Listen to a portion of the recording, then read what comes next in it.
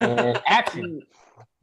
It's just that delay from Zoom when you're getting started is so obnoxious.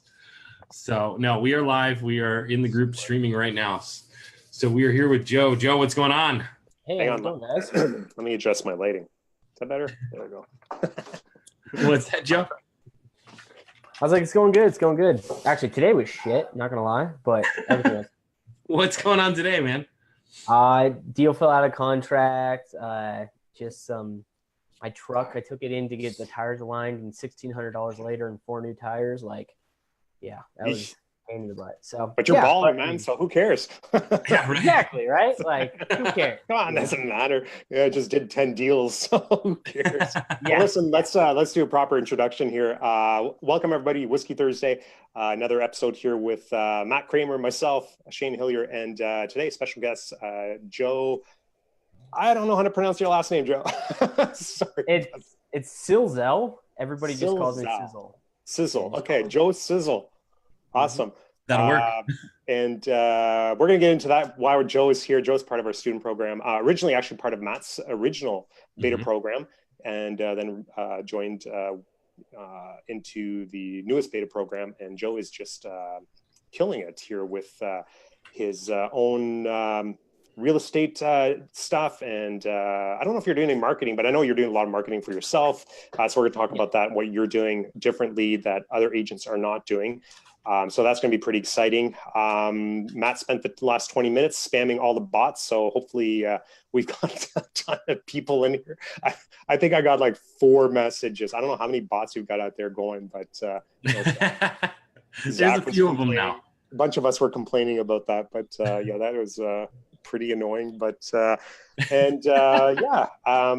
are things going, Matt? I think we've had a pretty good week. Yeah, it's been a good week. It's been a very good week. Lead costs are looking good. I mean, I feel like last week they were a little funky, and this week they're back on track. So yeah, I'm super excited. We just looked at a campaign we started last night or today. And like we're scaling this to $600 a day. Leads are coming in at about $145 right now. So that last snapshot I sent you. Say that one more time. Sorry, my computer just goofed up. That agent recruiting campaign that we're running. Yep.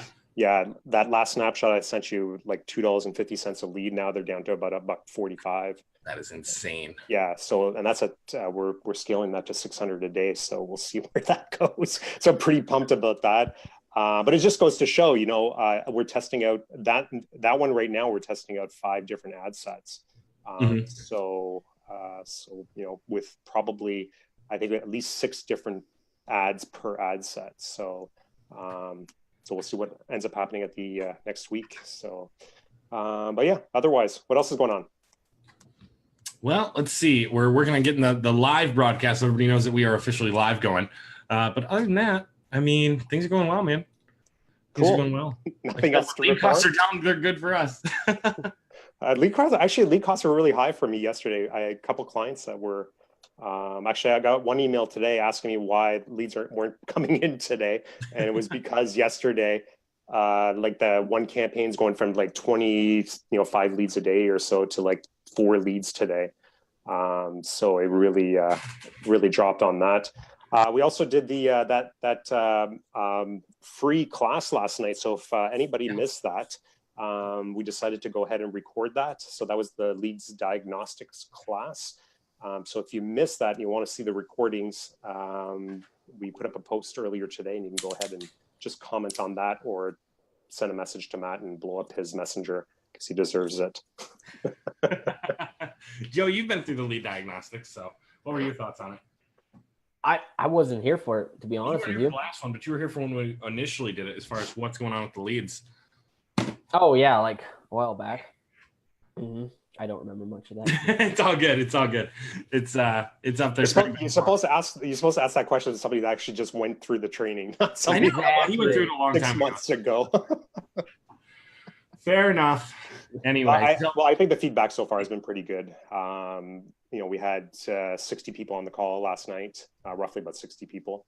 And I think, the majority of them got some pretty decent value out of it. I got a couple messages today from people that weren't there on the call last night, but popped on today.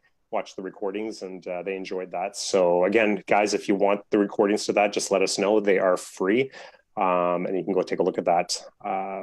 Yeah. So we've got, let's see, who do we got here? We got Emiliano. What's going on? Daria, how are you? Olivia's here. What's going on, Olivia? Tawny's here. Joey, Toby, Jen, how's everybody doing? Sebastian says, I thought I was drunk already because I couldn't find the live. No, that's just us. That's why we say starts at 9-ish. Steve's here. Steve, what's going on? I have a question. I was curious, if you're watching right now, are you an agent or are you a marketer? I was curious about that because Joe, you're not actually a marketer. Well, I mean, you technically are because you're an agent, right? Yeah. But no, you're an agent. So it's not often that we have agents on the show. So right, but Joe's kind of been crushing it in the space, and he's been using a lot of the same techniques that we're teaching here, but he's been doing them as an agent. Or are you a marketer? Yeah. So what's your thought on it, Joe? What are your thoughts? Because you see everything going on in the group all the time. You're pretty active. You see when people are complaining about this or they're complaining about that, or they're saying this is great or that's great. Like, what are your thoughts from the agent perspective? Because you're basically an agent and a marketer. You're just doing all your own marketing. Yeah. So basically all I do is I take your guys' classes and your courses, and then I go implement them. And then I just follow up with the leads. I do all that myself. Honestly, like I get this a lot from people who are like, man, they're not following up their leads. And there's all the other problems the marketers have, and it's a very different problem than I have.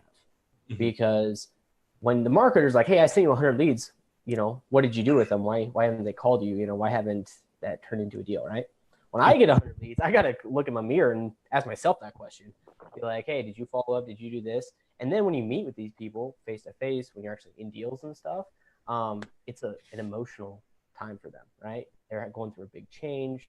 I'm actually having to sit down and spend hours with these people, show them houses, sit down their house, trying to list their house, all that kind of stuff. So I think that it's very different. And what's kind of interesting is I've actually talked to 3 different marketers this week. Like a couple of them was almost an hour-long call when they were like pitching to me or asking me my opinion about this and that. And what was funny was a lot of marketers don't understand the agent side of it, right? They don't understand when like, yeah, I gave you 100 leads. Like, why didn't you call all of them 3 times every day for the last 7 days? And you're like, well, dude, if I talked to 5 of them in the day, like that could have been an hour, So there's a lot of like nuances between the two.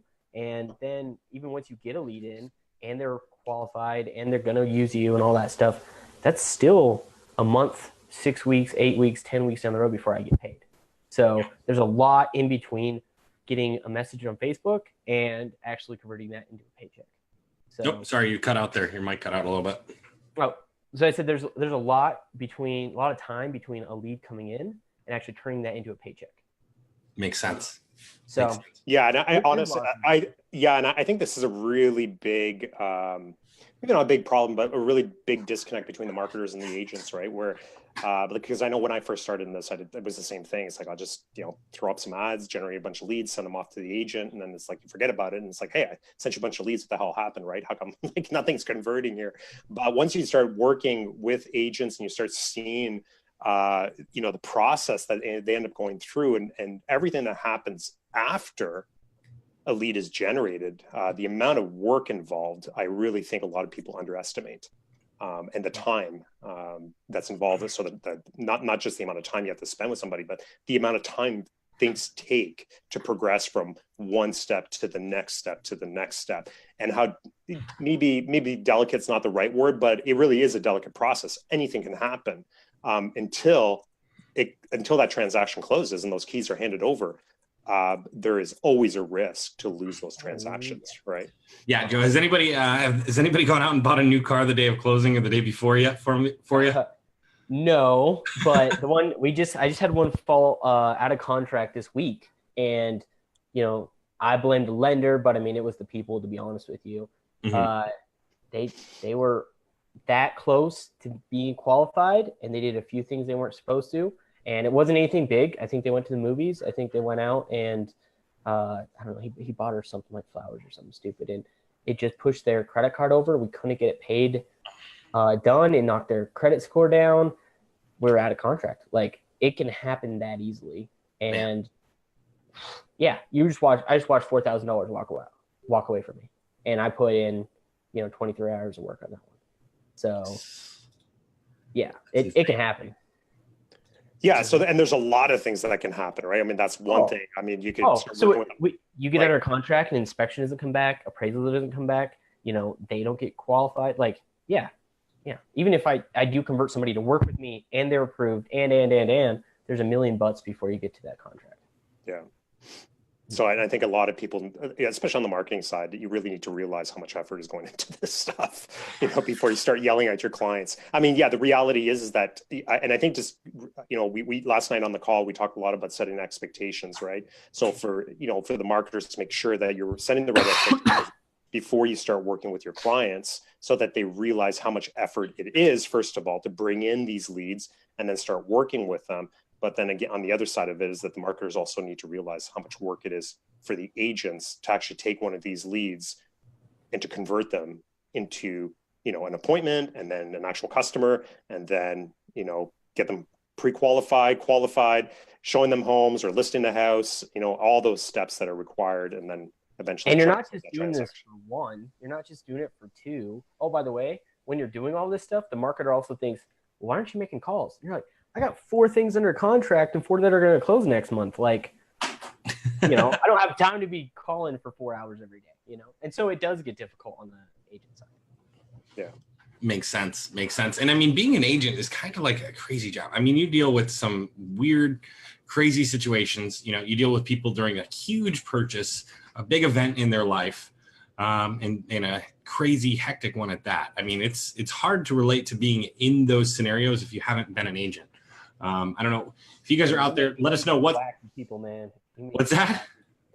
You meet some weird, wacky people. Like, yeah, and you go to their houses. You go to empty houses with them. Or they come in, they walk in your door, and you're like, I'm gonna sit down and meet with you for an hour and a half, and I can't stand to sit across from the table from you by your look, and it's crazy because you don't know who you're meeting, especially when it's off Facebook. Yeah, no, 100%. You guys, if you guys are watching right now, let us know what is the craziest job you've ever had, and were you dealing with people, yes or no?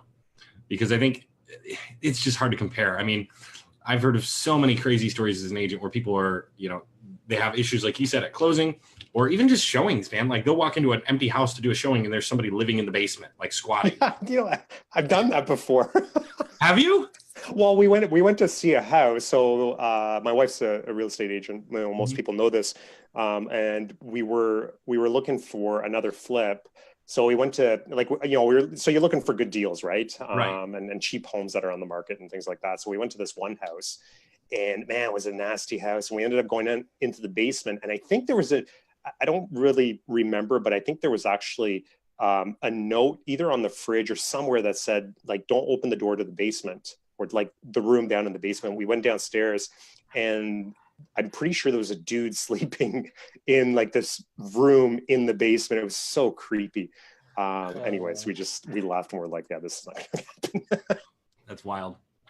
It's like, yeah, if you're gonna let somebody in your house, at least leave, right? Like, that's a nice thing to do. Or wake up. Oh my gosh. So Joe, tell us a little bit about some of the marketing you've been doing, because like you said, you've been following a lot of the stuff that we're training in these programs, like the October 3rd Masterclass. I mean, how much of your business has come from that recently? Before we get into that here, let's just get into some of these comments quickly. Zach says, take a shower. Of course he does. And he's commenting on your Mountain Dew. So who else is here? Thomas is here. He's a marketer. Olivia, marketer. Steve DeLong is here. Who else? Emilio's an agent. Tyler Wolf. Joe, what trainings have you taken through the group? So I guess he's October 3rd Masterclass, conversion course. I was in Ravi's Masterclass and Man's Masterclass, the last one. Anthony Mann. Yeah. Mm-hmm. I bet they're all those. So. And you're in the beta, so. Of course. Yeah. So yeah, and which one's been your favorite so far? October 3rd. I mean, that's what kind of kicked it off. That was I was, Matt, I was working with you, pretty much doing that right before you actually did that whole thing, and that really started on me on this whole crazy journey. And now I'm sorry, your mic it's cutting out. It's really quiet for some reason right there. That better? Yes. you I hear can it? hear- Okay. I can. Maybe I'm just gonna turn my volume up. Cool, But cool. yeah, that's been my favorite one. But they're all interconnected, man. If you don't have conversions, if you don't have the scripts, and you don't have some of these things that you get from the other ones, and you don't know how to talk to people, like it doesn't matter what kind of leads you get. So they do really do go hand in hand, and you can't take one without the other, really. No, that's very true. It makes a lot of sense. And so you started the October 3rd masterclass. You got to tell everybody how you were paying for your lead gen. Oh, so this is hilarious, and I still do this, by the way. So don't knock me. Yeah, I love it. Still do it. So Commitment, did it today. So when I started with Matt, I was new agent, super broke, trying to make my bills. Didn't have any business, didn't know what I was doing. Got into real estate for all the wrong reasons, and had no clue what to go. So I was actually going to do a CSL plasma here locally. They actually take your blood plasma and they pay you for it. Okay, and you can make it's like $25 to $50 per time. You can make like $300 or $400 a month. And when I sat down with Matt, he was my coach, and he was like, "You got to start running ads. Got to start doing this." And I was like, "Okay, how am I going to do this?" Found out about the blood, how getting paid for your blood, right? So I started using that money to pay for my ads, and then I was running $300 a month, and I was making sure I made that by going to the CSL plasma place. I still do it, and I just have it in my schedule now, so I just go and do it. But that's what paid for my ads from September till February. Like I didn't put another dollar in besides what I could actually get from my own body. So it's kind of funny. I love it. Sacrificing your body. That's awesome. Hashtag committed. Hashtag committed. Oh my gosh, man. That is I'm gonna have to find one of those here. Yeah. Well, and what's funny is Matt knows I listen to, a whole bunch of YouTube. I listen to people all the time who are like motivators, and they always have this crazy story of like rags to riches, And I was like, well, someday I'm going to be like, you know what I did to start out mine? Like, you're not committed until you literally bleed for it. So that's going to be my thing. Oh man. We should do that. Like ways to pay for your ads. Yeah. There you go. Right? There's a strategy. I love it. And so from that point, you were putting money into the ads. Did it pay off? Yes. What's really funny is I just did this 2 months ago when I had my second closed deal from it. Mm-hmm. I only put in like $1,300 ad spend, and I made over $8,000. And then with my last one closed, I'm well over $12,000 for under $2,000 ad spend. So, and the best part is those aren't all closed yet. Those are a whole bunch of people I'm still talking to. That's just 3 deals out of there. I've got a listing that's going to go live probably 2 weeks from now from that, and they're going to buy with me, which is going to be over $500,000 in commissions itself. So, which if you're a marketer, that equates to anywhere between $10,000 and $15,000 actual paid to me. So, I mean, all we have to realize is this isn't closed tomorrow. It's not I pay $100 in today and I get 10 times my money back tomorrow. It's I pay, $2,000, $3,000, $4,000 in, and in 6 months, when 4 of those deals is closed, 5 of those deals are closed, and I made $20,000 off of it. That's when you get your return. Oh, by the way, that's 6 months, and you still have, that was 4 people out of 1,000 you just got. You got 996 more to try to make them clients. So, and what are you seeing from the 996? Are you seeing people coming to the surface that are like, okay, we're actually thinking about it? Is the pipeline actually there? Or was that just 996 bad ones and 4 good ones? No. And that's what people think, because they're like, well, they didn't answer the call, or I haven't gotten in touch with you. So I have a weekly email that's a marketing one just for myself. Mm-hmm. I've got several drips that go out to these people all the time, but I have one that I do, and it's literally just my face, and here's a list of homes. You can make your custom, or these 3 others. Here's a couple, real estate articles, home evaluation. It's basically an email with like 5 different ads in it, which is awesome. And I send that every week. And you wouldn't believe how there's people I've never talked to that will email me on there 3, 4, 5 months later and be like, hey, we're starting to think about buying. What's the next step? Or I see your stuff all the time. This is so cool. We're definitely going to be using you. I've gotten referrals off of it. And they're like, hey, I'm not ready to buy, but can my cousin call you? So it really starts building on each other. Wow. So that's just my little thing about it. So the email drip actually works. Yeah, 100%. I've had one. She emailed me and she started asking me questions. So I'm emailing her back, and she's like, and I was like, oh, by the way, my name's Joe Silzell. This is him talking. She's like, I know who you are. We're friends on Facebook. Like I know you. And I'm like, never met this person, had no clue. So yeah. So tell us a little bit about what you're doing, because you just said you're friends on Facebook, which that's not normal for your leads, right? Well, for me, it is like probably 70% of my leads that come in Line Desk, you can actually, there's a little button when they come in as a lead, you press it and it pulls up their social media accounts if they're linked to them, right? And guess what? They came in on Facebook, so they have a Facebook account. We already know that. A lot of times it'll come up in there. If not, I just Facebook stalk their name. And when I find them, add them, right? Plus, I don't live in the biggest community in the world, and I already have 3,700 friends right now.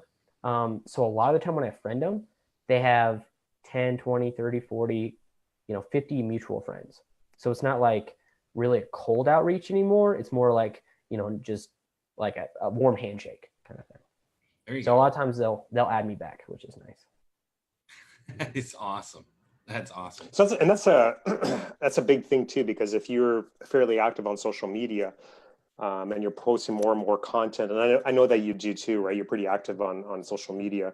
So all those leads that came in, now that you've added as a friend on Facebook, they're going to start seeing whatever content you're pushing out to them, right? So it's not just the ads now. It's not just the emails. It's, the posts that you're getting out there, the pictures you're putting out, the videos you're putting out there. So hopefully, you'll be able to get in front of those people as well. And like you said, somebody reaches out to you and says, hey, I already know who you are. We're friends on Facebook, and you have no idea, right? Yeah. Yeah. And I think a lot of agents, forget to do this. And I think some of them have good reasons too. I mean, I've talked to some agents where they're trying to keep, their whole social media stuff, fairly private with, only their friends and family and stuff like that. And they don't want to, mix their business with it. Unfortunately, times are changing.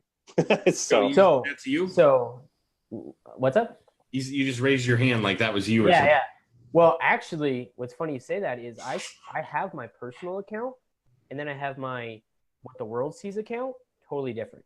Right. So I have friends all over the country. I don't want to see them seeing, hey, it's a first-time home buyer. Hey, we go close this house, whatever. So I created a business or a profile. That was my business profile that I have all the leads and everything go to. So it's not like my personal people are all seeing my stuff. Mm-hmm. That's how I did it, because I didn't want to be like that guy. There you go. So would you say the scripts work? Yes. Are you using like a question? That's like a question. I know, but it's just we talk about it all the time, but the truth is, like, this is the simple stuff that needs to be drilled in constantly. Like, if you want to convert leads, like, Joe, are you doing anything crazy? Are you doing anything outrageous? Are you doing anything that no one has ever heard about? If you are, hang on for later. Well, you know what, I'm doing other stuff, but it's Vince Lombardi, right? Mm-hmm. Basic. You master the fundamentals and it will work out. The problem is everybody wants to be the showy, flashy wide receiver running around. They don't want to be the guy that's, blocking in the center, right? So you have to do all the correct steps, do all the foundation work, and everything else starts building off that. Then you get to be flashy, and you get to have a $20,000 month and a $1 million commission month and all that kind of cool stuff. And you get all the perks. I'm about to say one of the perks I just got, so it's kind of cool. But yeah, like you start getting stuff. Did you just hit your $1 million in commission month? No. We had to push 3 days on a contract, and I missed out on my $1 million commission by $75,000 in commission. I was pissed at my lender. I was so pissed at my lender. It's still closed, don't worry. But I was there. I was right there. So, but yeah, I just got upgraded in my office. So I've been in the bullpen in one of the cubicles. So today I got the notice saying, hey, you get a full office now. So I get to go move in an office. So moving up in the world. And that's something your broker does for you? Yeah. Mm-hmm. Congrats. Yeah. So, but yeah, we have to do the fundamentals. You have to say the scripts. You have to, once you've done enough of them, you know where to play with them a little bit, make them your own. So you're not a robot, but at the same time, don't deviate. Like, don't change them. Keep with the scripts, because the best part about the scripts is we always say expectations, right? tell your clients expectations, tell your marketers, as marketers, you tell your agents expectations, right? You're doing that with your clients. So if I read off your script and I know everything about them, I know where they're at. I know where they're at in the financing. I know where they're at, where they're going to move, all that kind of stuff, right? If I deviate from that, now I'm thrown off. Now I don't know where I'm at. So don't deviate from that, okay? Be a person, 100% be a person. I will talk to somebody for literally 30 minutes about nothing because it's building rapport. But I still stick to the script and I still keep it in, a conversation format. Love it. But yeah, just fundamentals. It seems so simple. Why? So we got a few comments here. Olivia says, yes, she doesn't see any more friend posts on Facebook. I think she's added a bunch of agents. So let's see here. Andrew asks, are you using LineDesk?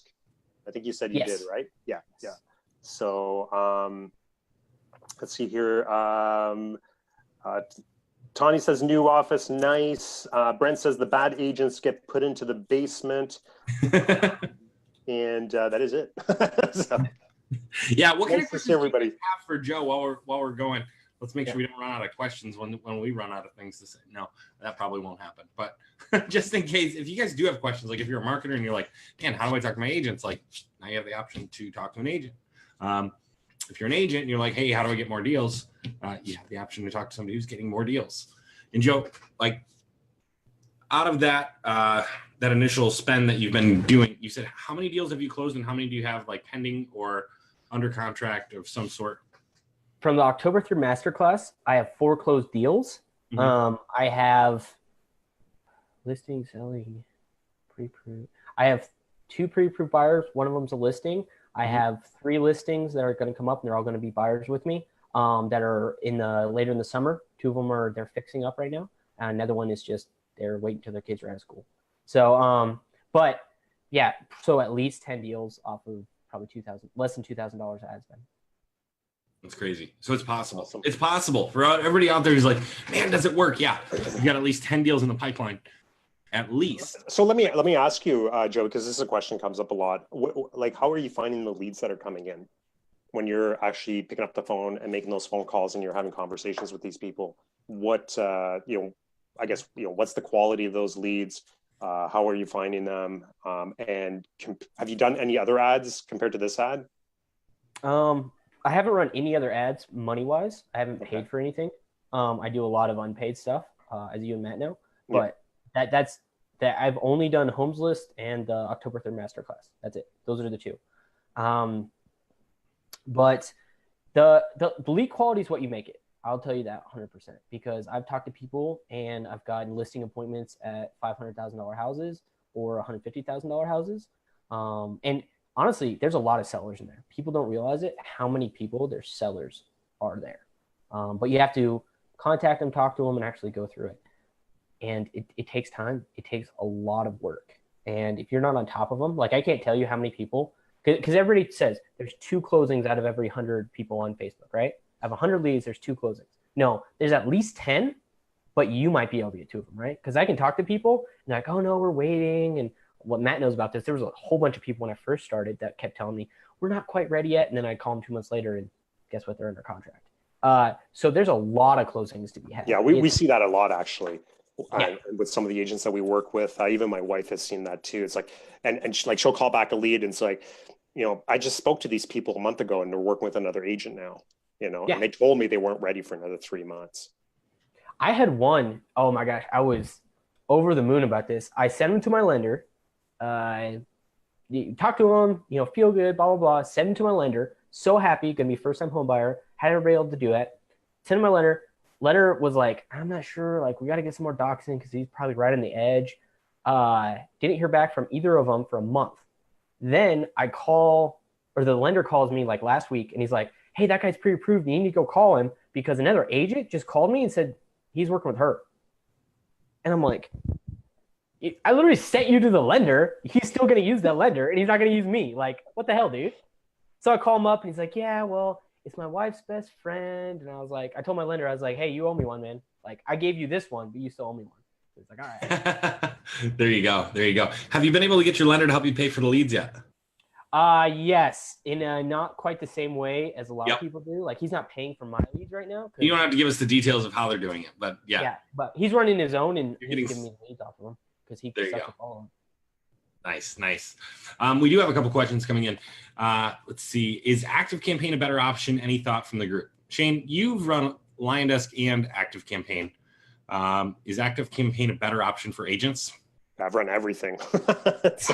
Yeah, so I think for an agent, it doesn't make any sense at all. Something like Line Desk or Follow Up Boss or Firepoint, like those are the systems designed for real estate agents. That's what you should be running as a real estate agent.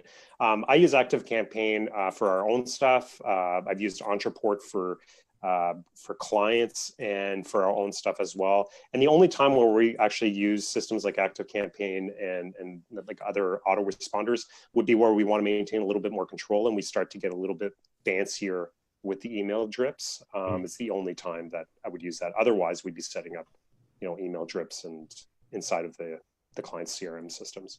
Makes sense. And Joe, are you running Lion Desk Premium or the regular one? I haven't even upgraded yet. I'm just doing. You haven't upgraded yet. You're still running the same basic one, which has the email deliverability rates issues. Mm-hmm. Love it. And you're still getting results. Yeah. Oh, yeah. It's awesome.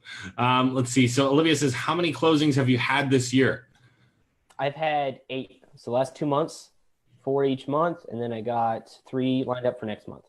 And I have 2 that have fallen out of contract, very sadly. But both of them are still going to use me once they are qualified. So. There you go. Ooh, here's a good question. Andrew is asking, is blogging a waste of time? He says he does it for SEO and to share stuff on social to post, but doesn't know if it's worth it. Any opinion there? So I don't do a lot of blogging. I don't do any. I've done some little bit of YouTube, some little bit of, articles and stuff. Mm-hmm. I've seen and talked to agents around my office. A lot of them love that kind of stuff and it works long term, but it is something that takes a lot of time and a lot of effort, sometimes even money, especially if you're going to SEO. For some of the stuff I do on Facebook, I think it'd be really good to have better articles, but most of the time I'm just posting little stuff and it works. So yeah, and I would say the same thing because that was something really big in one of the teams that I was with. They were really heavy on SEO. They're spending $2,000 to $4,000 a month. And it's one of those things where they're doing that for 12 months, 15, 16 months before they're seeing the results from it, right? Mm-hmm. And so you think about that. If you're spending $2,000 a month for 12 months, like you're $24,000 in before you're getting a closing, right? But over time, you start getting 2, 3, 4 closings a month from this stuff. It's just the fact that you have to wait a year to 2 years for that to happen sometimes. So not always, but it depends on your market and your strategy. So let's see. Brent says, Joe, could you speak to your social media posting strategy and content? So I post 2 to 3 times a day to Facebook, once or twice to Instagram. It's some of it's business, some of it's, just a lot of it's just funny stuff. It's just little, posts on Facebook because you want engagement. Okay. I like to get my reach out there and I want as many people to see as possible.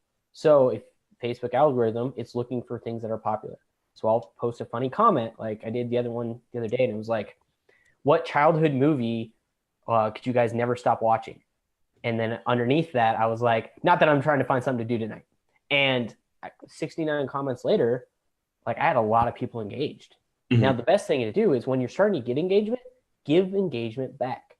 So if somebody goes, Aladdin, then you post a little GIF of Aladdin. Somebody goes, Emperor's New Groove, and you just do stuff like that. If I post on Friday and I'm like, hey, it's Food Friday, I'm going to cheat on my diet today. What's a good food to eat? And everybody's like, pizza and burgers.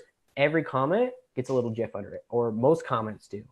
Same thing with movies. Like just throw up little GIFs. Just do that because one, they're engaged. Now you're engaged. A lot of times they'll heart like your comment back, and it just drives and drives and drives. Love it. Next time when I post business or I post an engaging question that's actually meant to go for business, they'll actually see it. Because that's the thing. You can have a lot of friends, but if nobody's seeing it, it doesn't matter. Yeah. And so by doing that and engaging with them, you're showing up more because of the Facebook algorithm is basically what you're saying. Yes. Mm-hmm. Love it. And Shane, you've had some success in that area as well. Yeah, quite a bit. Especially in the past, not so much anymore, but very similar, posting as much as possible and, asking engaging questions and, some of it fun, some of it business. But I used to do a lot more engaging on other people's content, and then having people engage on my content, or at least, thinking that people were engaging on my content a lot more because I was doing that. Right. I love it. So let's see. Oh, here's a good question from John. What separates a marketer from the pack? I'm sure you get blasted with emails, messages, and calls every day. What would you put over the edge to work with a marketing consultant? Or what would put you over the edge? What would put me over the edge? Yeah. What stands out? What? Gosh, I don't know. They'd have to have some crazy guarantee, to be honest. Because I get 5 to 7 phone calls a week. I get tons of emails. I can't even tell you how many emails I get. It's insane. So for me, sorry, you're barking up the wrong tree. But I mean, it really depends. If I was a marketer, right, and I'm trying to get an agent to be my client, I'm gonna need to get on the phone, because are you really gonna spend money on something that's an email? Not saying they don't, but for the majority of them, right? And again, if somebody clicks in your email and says, "Yeah, I'll pay you $500 for me ads, or I'll do a free trial or whatever," you know how futile and how bad agents are. Okay, they're not going to get back. They're not going to pay me, all that stuff. So you're going to have to get on a phone call with them. That's probably the hardest thing to do. And then the other thing is, can you talk to an agent, speak enough of their language to let them understand that you'll actually be able to help them and you're not just selling them something? Because I get it all the time. Oh, I'll hook your business page up to the MLS, and we'll drive traffic through SEO, and I'll make you the celebrity of your market. And you're like, dude, no, you're not. You're going to take my $70 a month or my $2,000 a month. You're going to throw me some shitty leads. I've had guys call me and be like, we'll get you 50 leads per month. It's only $1,500. And I'm like, are you kidding me? You got to give me 50 pre-qualified appointments for $1,500. That's what So, and they're like, well, nobody can do that. And I said, I do that. And then I hang up. Well, I'm nice. You're also not the right client. That's the other problem, right? You're just not you're not if somebody was going to, and this is a good opportunity for any marketers that are watching this. If you run into a guy like Joe, and he tells you that he's running his own ads, you probably should just get off the phone with him. It's just, you're just not the right type of client. No. And you move on, go on to the next real estate agent. That's, and I usually let somebody give me their spiel. I've actually probably told Matt this a couple times it's like Wolf of Wall Street, when the guy calls him about a newspaper, he's like, well, sell me. I listen to what they have to say. Most of the time, I'll ask a couple questions that they're not ready for. I'm like, okay, so you're saying you'll give me this amount of leads for this amount of cost. What are your conversion rates? Well, the national, no, what are your conversion rates? Have you worked with people who do this? Yes, of course I've done. All right, how many a deal? All right, this is what your actual math work is out to. Because everybody's going to tell you that line, one closing a month will pay for this whole thing. All right? Yeah, we've all heard that one. Super true. How am I going to get that one closing? Well, yeah, okay, get off the phone. But I was on one. I don't know how. I got on some list, and I got the same exact script from different people every single day for 5 straight weeks. I kid you not. It hit 2:35. My phone would ring, and it would say Oregon, and I'd be like, damn it. Hi. Hey, is this Joe Silzell? I'm speaking to a real estate agent? Every time. Same thing. So who had the best opening, or what was the best opening? Sorry, hang on. I want to finish this marketer bit here before we get into something else. Oh, for sure. I maybe a little lesson here for any marketers that are listening. So Joe, you're doing really well. 10 deals right now, or 8 deals in 2 months. You're gonna hit, 11, 12 deals possibly by next month. I mean, you could be on track. I have 3 under contract, so yeah. Yeah, I mean, you could be on track here to do 100 deals a year. I mean, if you keep things up and give me 3 years. Okay, well, let's say in the next year you do 50 deals, right? Mm-hmm.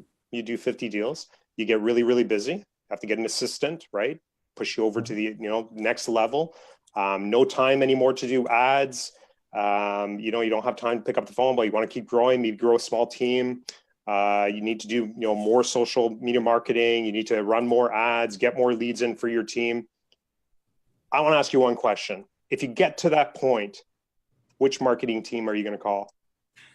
Oh, you guys, obviously. Like, what are you talking about? Really? Wait, Matt's not already working for me? But right. So if any marketers out there, if you want to find agents, I mean, it's basically, keep adding value. I mean, I don't know how many clients I've landed from just working with them a little bit at the beginning, either doing, a small deal for $300 with them, or running some ads for them for a couple $100, or fixing up a funnel that they had running. And then, after a month or so, they're like, we're just too busy. We just want a bunch of leads for our team, or we want to do this or whatever. You build up that value with them. Yeah, Joe, you're not the right type of client right now, but 6 months from now, you might be, right? So we keep working with you. And, obviously you're buying some courses from us and stuff like that, but that's all. Shane, you didn't ride in the head there. Remember, I'm not a deal right now. I might be in 6 months. I might be in a year. I might be in 2 years. So be courteous, give value, and listen to the people, and you might just make something out of it. Love it. Love it. But I'm curious, what is the best opening you've heard? If you remember it. I can't think of off the top of my head. The best one, the most comfortable ever was, the guy obviously was not using a standard script. And he was like, hey, I was just hoping to take 5 minutes of your time. Really, I got a timer going right now. What I would like to know is how your business is running, where you're getting your leads from, and are you happy with your current production? That's what he left, and he left it open to me. So he wasn't saying, I could do all the world for you. He said, do you have needs, and can I help you? What are your needs? And then he sat back and listened. He did your thing, Matt, where you're like, okay. So, like, yeah, what do you need? I can help. Just what do you need? And then it's on you. I could have been a jerk and hung up, but I was like, no, like, honestly, talk to him for a few minutes. Cool. But he wasn't a salesman. He wasn't pushy. And he honestly seemed like he needed, he was trying to help. Love it. I love it. Tyler says, if you had $500 a month to spend on ads, what ads would you run? Thinking of the answer. Go ahead. October 3rd masterclass. That's all you gotta do. $500 a month. I was doing $300 a month. I was getting at least 100 leads in on that, and it took off. Yeah, it takes time, but it takes off. I love it. I love it. Yeah, it's pretty much the only ad we run now. That's true. That's it. Like anybody. That what works. Yeah, we spent like $40,000 last month just on that one ad. Mm-hmm. Yeah. And you know what's funny? There are other people running the same ad in the same locations, and it still works for both of us every time. It's great. What's it? Bruce Lee said, "I'm not afraid of a man that has kicked 10,000 kicks. I'm afraid of the man that's kicked one kick 10,000 times." So you guys have perfected it. It's Vince Lombardi. Power right, power right, power right. We can do it all day long because you know how to do it correctly. That's all you guys. Exactly. Jen says, are you running ads yourself as a real estate agent? I'll just cover that. Yep, he is. Tawny, let's see here. Let's see. Brent, add Joe if you haven't. His posts are the best. They get a ton of engagement. He posts regularly on LinkedIn as well. Love it. Thomas says, woohoo, trial campaign finally went live, 15 minutes into it, 3 leads, and she's got a buyer on board. Awesome, Thomas. That's great. That is awesome. It really is. Like, when you're first getting started in this, it's so cool to finally see something work, right? Like we sometimes take it for granted when we put stuff up and it just works, right? But a lot of people have not done that yet. They haven't tested it yet. They haven't, figured out a system that works. And so when they do, it's still really exciting. So I love to see when people are getting into this and they're testing stuff and they're seeing it work right away. It's so cool. Andrew says, do you need or have a website with property search on it? Let's see. Yes, I do. You do have one, or you need one? No, I have one. You have one. And JoeTheRealtor.com. Look me up. JoeTheRealtor.com. And, well, actually, is that... Can you get in trouble for using that word? No, because I didn't say I'm the best. I didn't say I'm the only. I didn't say anything. I actually ran this by my I was wondering. MLS.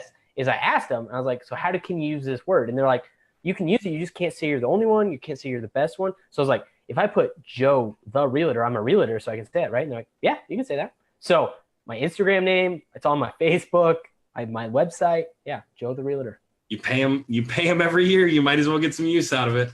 Exactly. It's probably as much as you're going to get, but still. I will say I've got one call. I got one call from them. They were upset with one of my posts because it was on my personal thing too. So I thought this was kind of weird.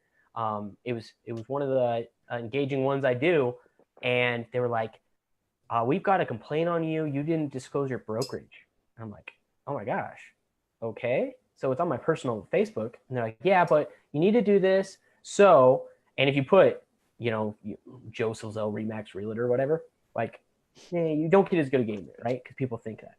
So little ninja trick for you: put a hashtag, name, brokerage, realtor all together. Nobody reads those, okay? Because it's a giant blur of a word at the end of it. Nobody's gonna like look down and read my stupid hashtag.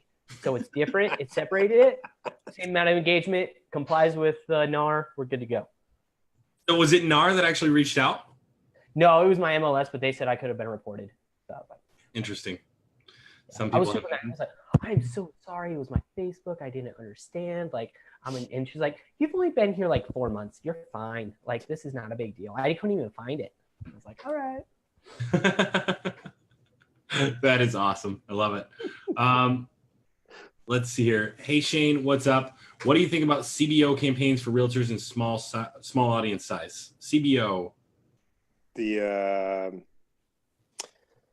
campaign optimization. I'm guessing that's what it is. Oh, campaign budget. Okay, yeah. What are your thoughts on it? I'm not using it yet. Okay. I'm using it a little bit, but it makes no difference because if I'm running one ad set, it's the same thing. Yeah, I think this month we're going to be testing it quite a bit. Yippers. Just because we got some big clients that where we got some big budgets and we can do that with those clients. From reading what other people are doing. I mean, you need the budgets for that to make it much of a difference. So, but eventually, I mean, it's all moving towards that. So, I mean, you might as well use it. Right? Love it. And Albert says, so the drip campaign from the course, we can upload this into LionDesk? Yep, you can. I heard that there are high bounce rates in these type of CRMs. There is, but Joe's obviously still seeing results. So also, I also send some of my emails through MailChimp, which is free from my brokerage. So it's just another one, but it does pretty well as well. Love it. Daniel says, Joe is a pimp. Olivia says, oh yeah, or oh LOL, yeah, I think I stole one of your posts to use on my profile. I love it. Do it. Because I probably here we go. What's that? If she stole it from me, I probably stole it from somebody else. Let's be honest here. It's true. There's a lot of good ones out there. You got to keep track when you see them.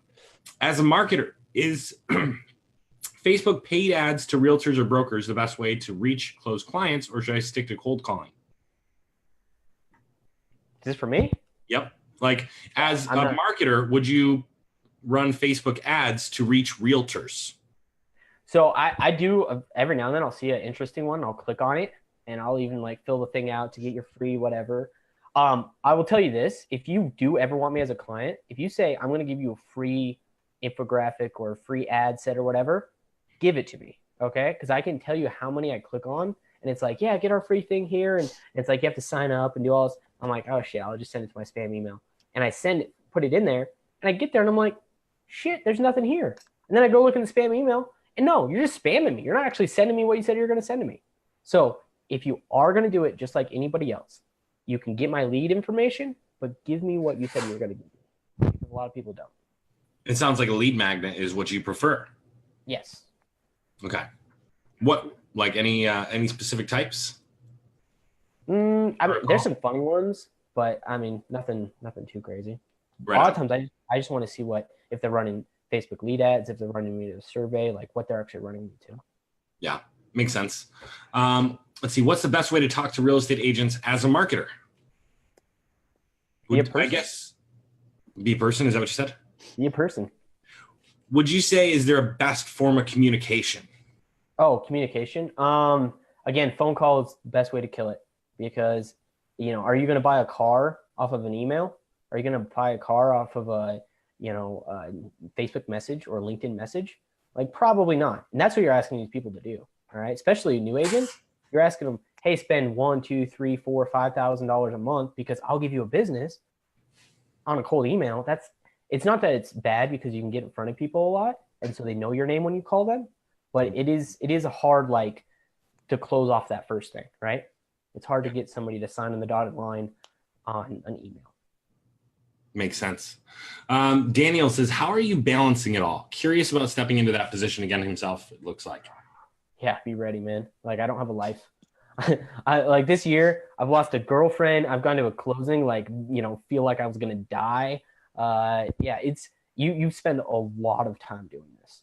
I didn't make it to the gym this week because I was sick and I was still having to go to work. And I'm like, I can work, I can go to the gym, or I can live. Like, I got to pick 2 out of the 3 and I can't do all 3. So, there is a lot that goes into it. And it gets easier. It builds on itself. It's a snowball effect. I'm sure you guys have seen that too. Like, now that you guys do this and you've talked to so many people, I'm sure your name gets thrown out there and you get probably more referrals than anybody else, right? Yep. So just as a new agent, if you don't have past clients, it's hard to, get referrals. So, but once you start getting clients, it just snowballs and snowballs and snowballs. I had one great story. Just had one go under contract about last month. It's the one that fell out of contract 2 days ago. While we went under contract, he said, hey, my brother is going to buy. Guess what? Met with the brother, his fiance. Their price range was double what his was. And we put them under contract. Oh, I love that you said that, because I mean, people judge price ranges really quickly, especially when they're coming in off a lead ad or something. And they're like, yeah, we're looking at, $100,000 house. Well, if you don't meet them, you might not learn that they live in an $800,000 house and they're looking for a place for their daughter to live while she goes to college. Yep. Because I've run into that. And then they're like, want to sell my house? And then as soon as she's done with college, or she switches colleges, they sell that house. They buy a different house. It's just like, you never know what you're going to run into. That was the perfect analogy, because one of the ones I just closed last month, it was the best, easiest, most amazing Facebook lead that you'll ever get. Cash buyer, looking now. It wasn't for them. It was a little bit older couple in their 40s. It was for their daughter who's graduating college this year and wants to go to beauty school for 2 years. So they're buying her and her 3 friends a house. Yep. So they can live there for 3 years to go through beauty school and get a job and then move back to the other part of the state. But they paid for in cash, $275,000 house, 2-week close, and I got paid like $6,500. Like, that is what can happen. By the way, I'm going to keep in touch, make sure I nurture that relationship, and in 3 years when she wants to move out, I can sell the house. Boom. Or if they just and whatever other referrals you get from them, right? Oh yeah. Yeah. Yep. Exactly. We're going to ignore the fact that you just called those people in their 40s older couple, since we have Shane on the line here. I'm sorry. Their daughter was like really, really hot, and she was 19. So I was like, all right. Okay. My daughter's like 21. Thanks. Hey, all right. That's all I need. Real estate agents chasing her around town. Oh, yes. I won't add the next part because you'll be really upset. Let's just move on. He did say he was single again, right? So, anyways. Olivia said, I may or may not have delayed giving them the closing gifts so I can do it when the parents aren't there and she's moved in. But there you go. Oh, man. Olivia says, is Shane trying to pitch him? Yeah, sort of. He doesn't have to pitch me. We have a relationship. He knows I'm going to need him. Like, I'll use him when I need him. That's all. He's already got me. Emiliano says, this guy fires me up. Yep. Agreed. Matt, I just want to tell him this, though. You upsold me in the first place. Okay? You want to tell him how you got me? I'm trying to remember.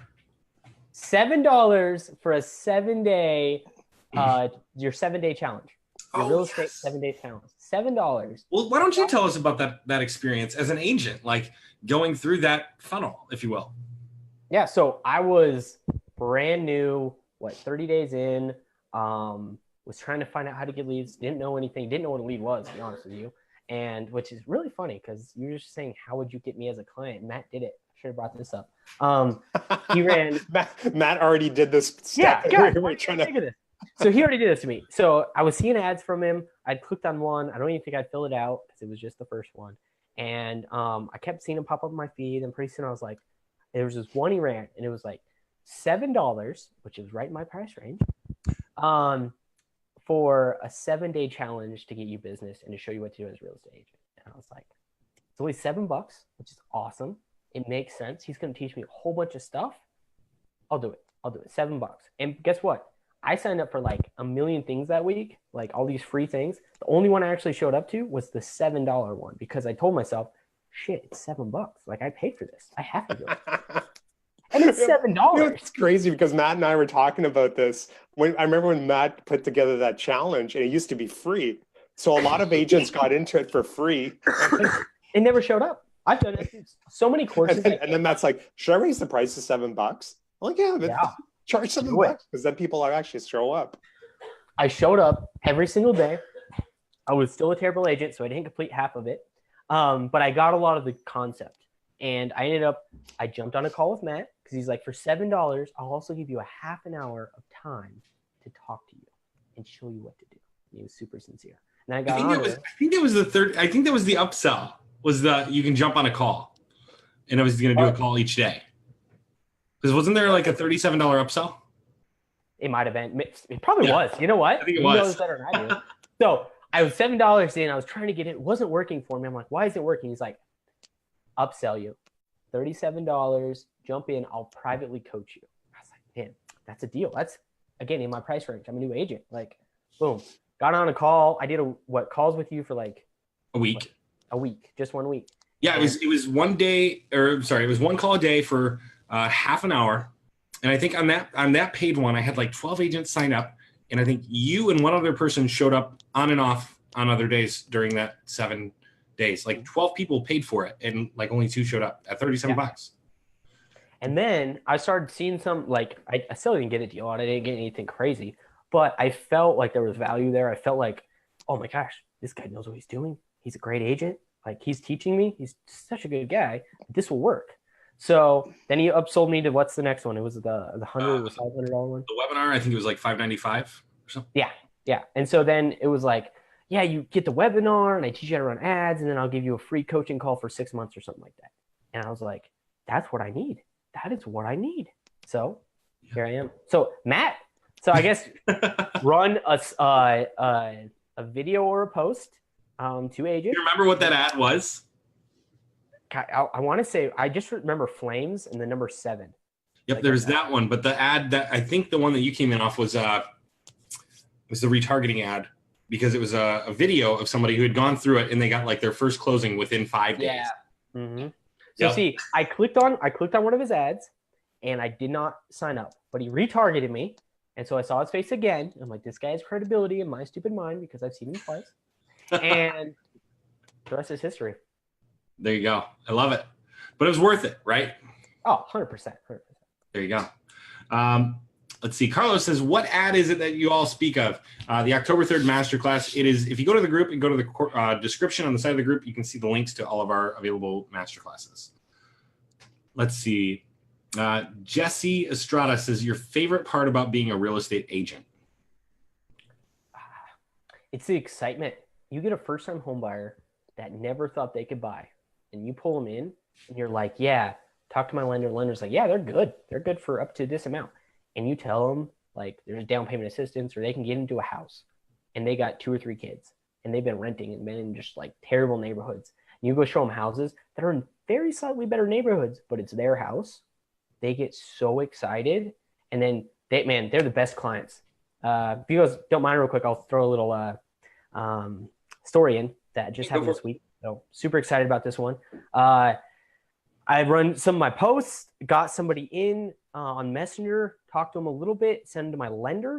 He messaged me back like after they filled out the application. This is about January, I want to say.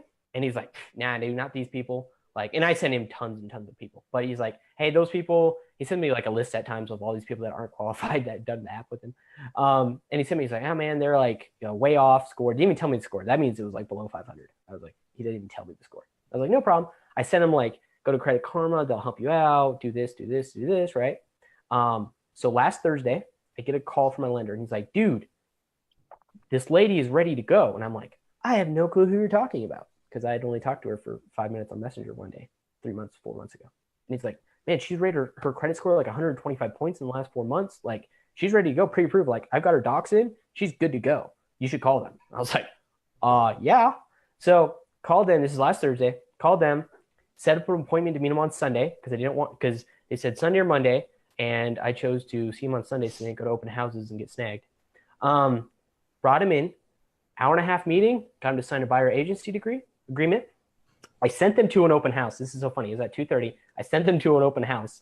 I was like, yeah, go look at that house, see if you like it, whatever. The next day, Monday, I showed them 7 houses. We met on Tuesday. We put an offer in. Wednesday morning, it got accepted. Today, they put their earnest money in, and we were at the inspection scheduled. So, I mean, from Thursday to today, we're under contract. It's going to be about $3,500 commission for me.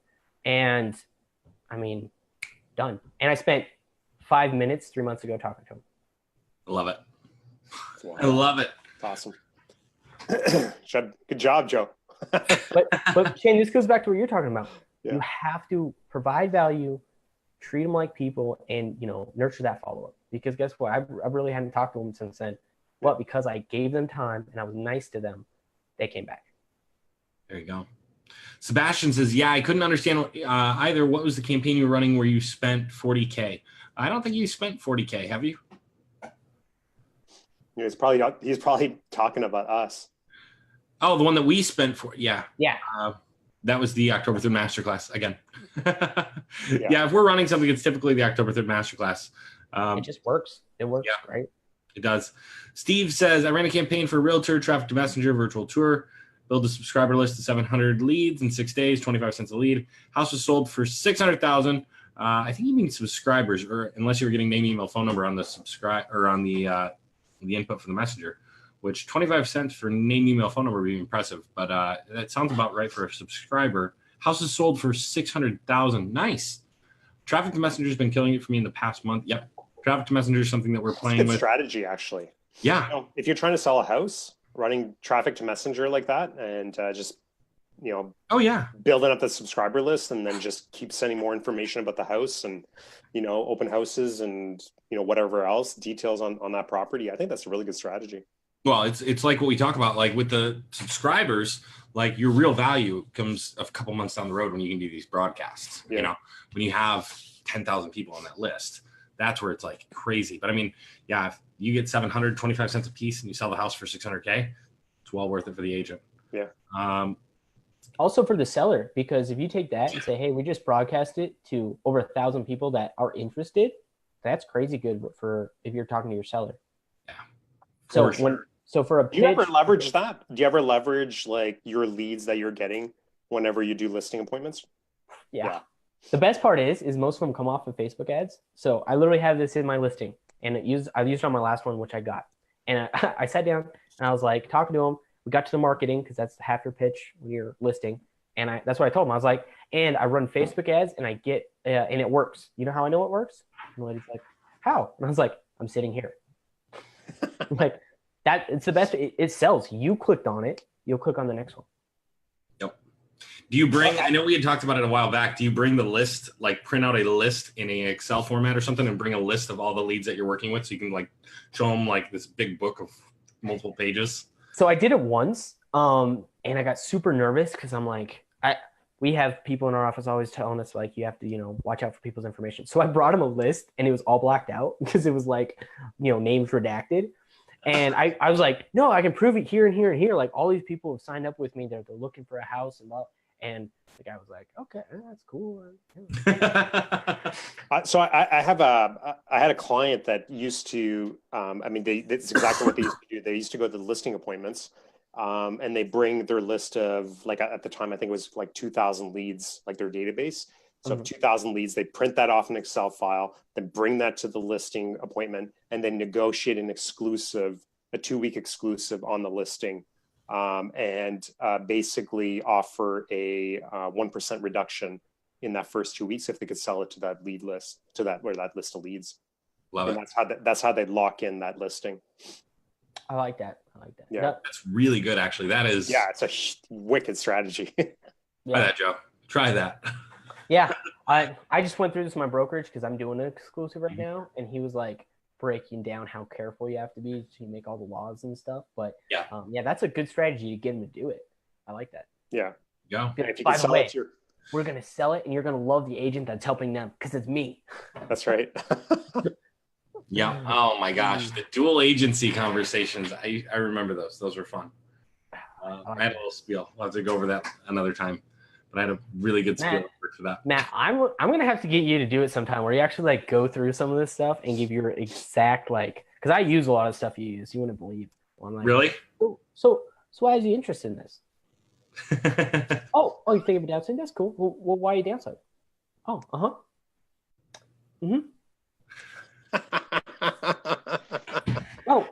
well, why is that? What does that mean to you? What do you think about that? Oh, okay. Man, if you get to that spot where you can just literally like, and then stop. The crazy part of it, try to work with Matt because he's totally not like that. Right. At times, I bet he can be. I'm trying to think of the movie the guy does that, and he's like, the first one who talks loses. Yeah. And I'm trying to remember what movie that is, but they talk about that, and he's like, you say your stuff, you sit back, and you just wait. Is that The Goods with Jeremy Piven? It might be. I just watched what's the old one where it's like always be closing. Glengarry Glen Ross. Yeah, that one's a good one too. That was a good one. No, that he does it in Glengarry Glen Ross because it's the old guy who gets him at the table because he's like, I went to their kitchen table and I sat there and I just didn't say anything and it was the most awkward 30 seconds of my life. But then he signed and bought 5 shares. I'm like, there you go. There you go. Emiliano says, I'm going to GoDaddy buying mtherealtor.com. I love it. Olivia says, did you hear that, Matt? Nobody cares about the hashtags. It's true. But it's a way to hide stuff. So it's very valuable. Don't forget that's valuable. What'd you say? It's valuable because you can hide stuff in them. There you go. Brent says, another agent probably turned you in. Yeah, most likely. Agent. Oh, no, they did. They told me. They told me it was an agent. So I'll tell you something. I'll tell Matt that later. I've gotten turned in for a couple things. Nothing. We just got turned in for a picture. Did you? Oh, yeah. I didn't tell you. How'd that go? That was fine. Whatever. I just shut off the ads. Some agents. It's too bad, too, because the ad was killing it. But, yeah, it was another... I've used a Getty image, like the stock photos. Yeah.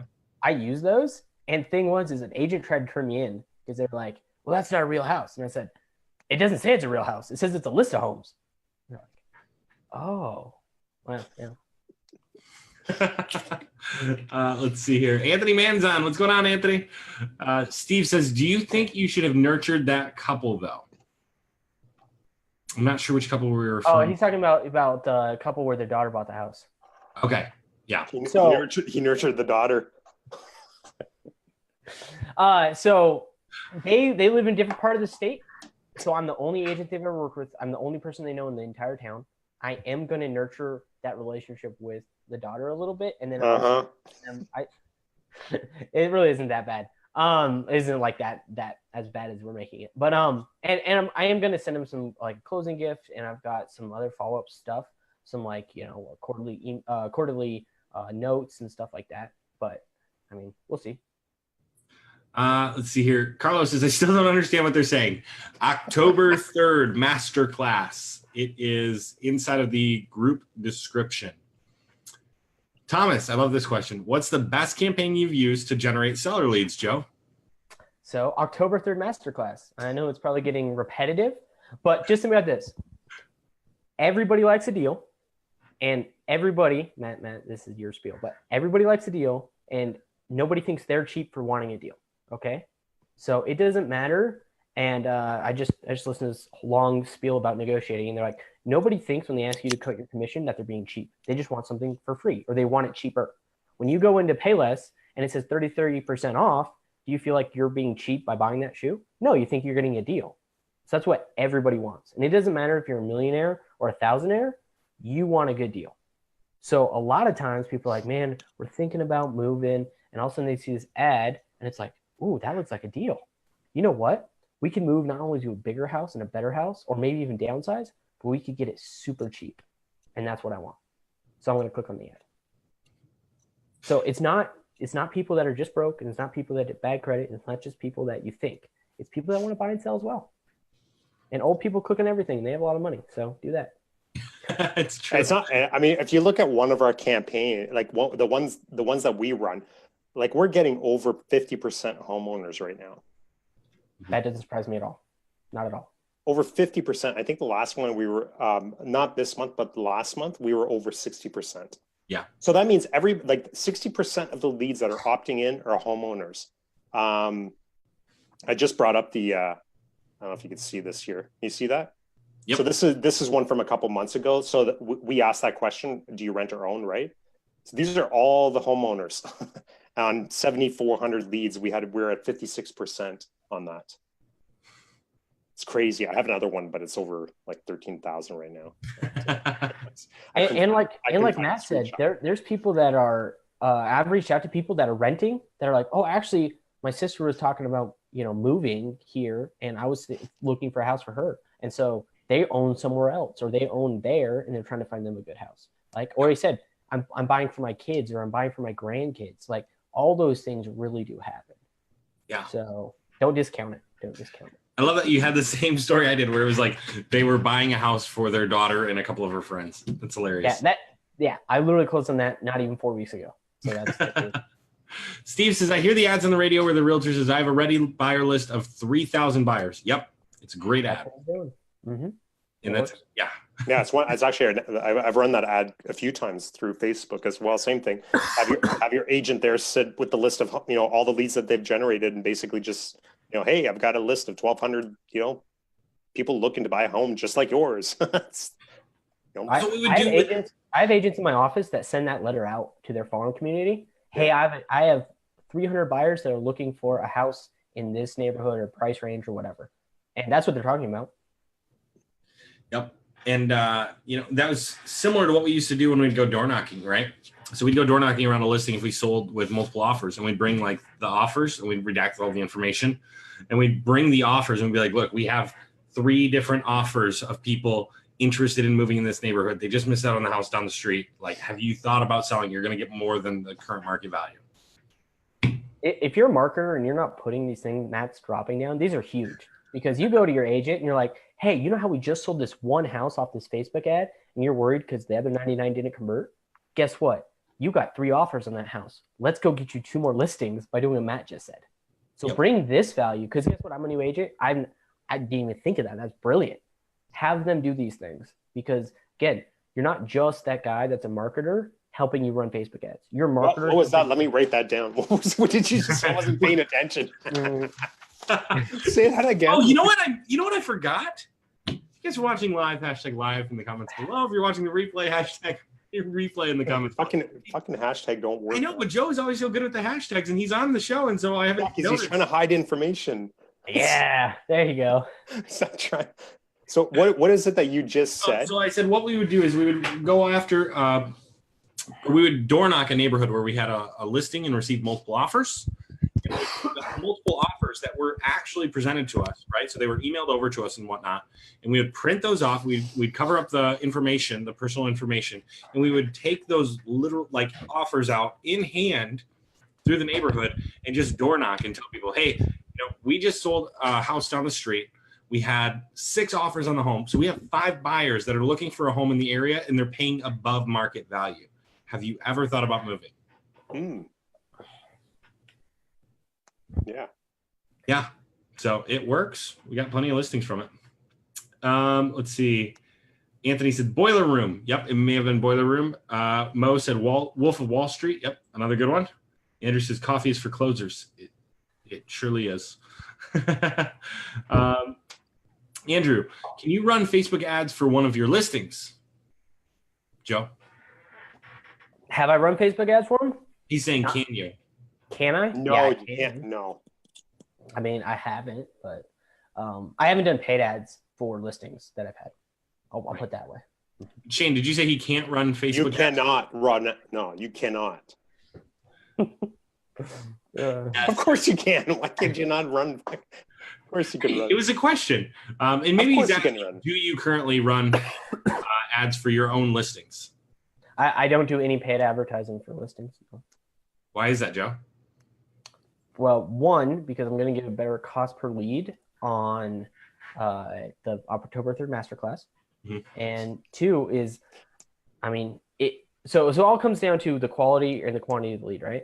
So if I have one listing and I put it up there and it gets shown to 50 people, well, 50 people are all going to want a deal like the October 3rd masterclass. 50 people may not want the listing that I'm putting up there, okay? And I don't know how Facebook's going to show that and who it's going to show to. So you're going to get a higher cost per lead. You're not, and quality is going to be different because again, I can get on the October for masterclass lead, and it could be a buyer, it could be a seller, it could be a first-time home buyer. I don't know, but it's kind of like rolling and magic 8-ball and seeing what comes up. Where if I just do a listing, one, I know I'm going to have a higher cost per lead, and then two, I know the quality or the people are only going to want that certain house. Okay, which is just not as appealing of an offer. And in ads, it's all about the offer. Yep. That'd be my spiel. Makes sense. Unless you have a really good listing. True. Then it was like, yeah. Oh, Shane, you give the example because you had one of those.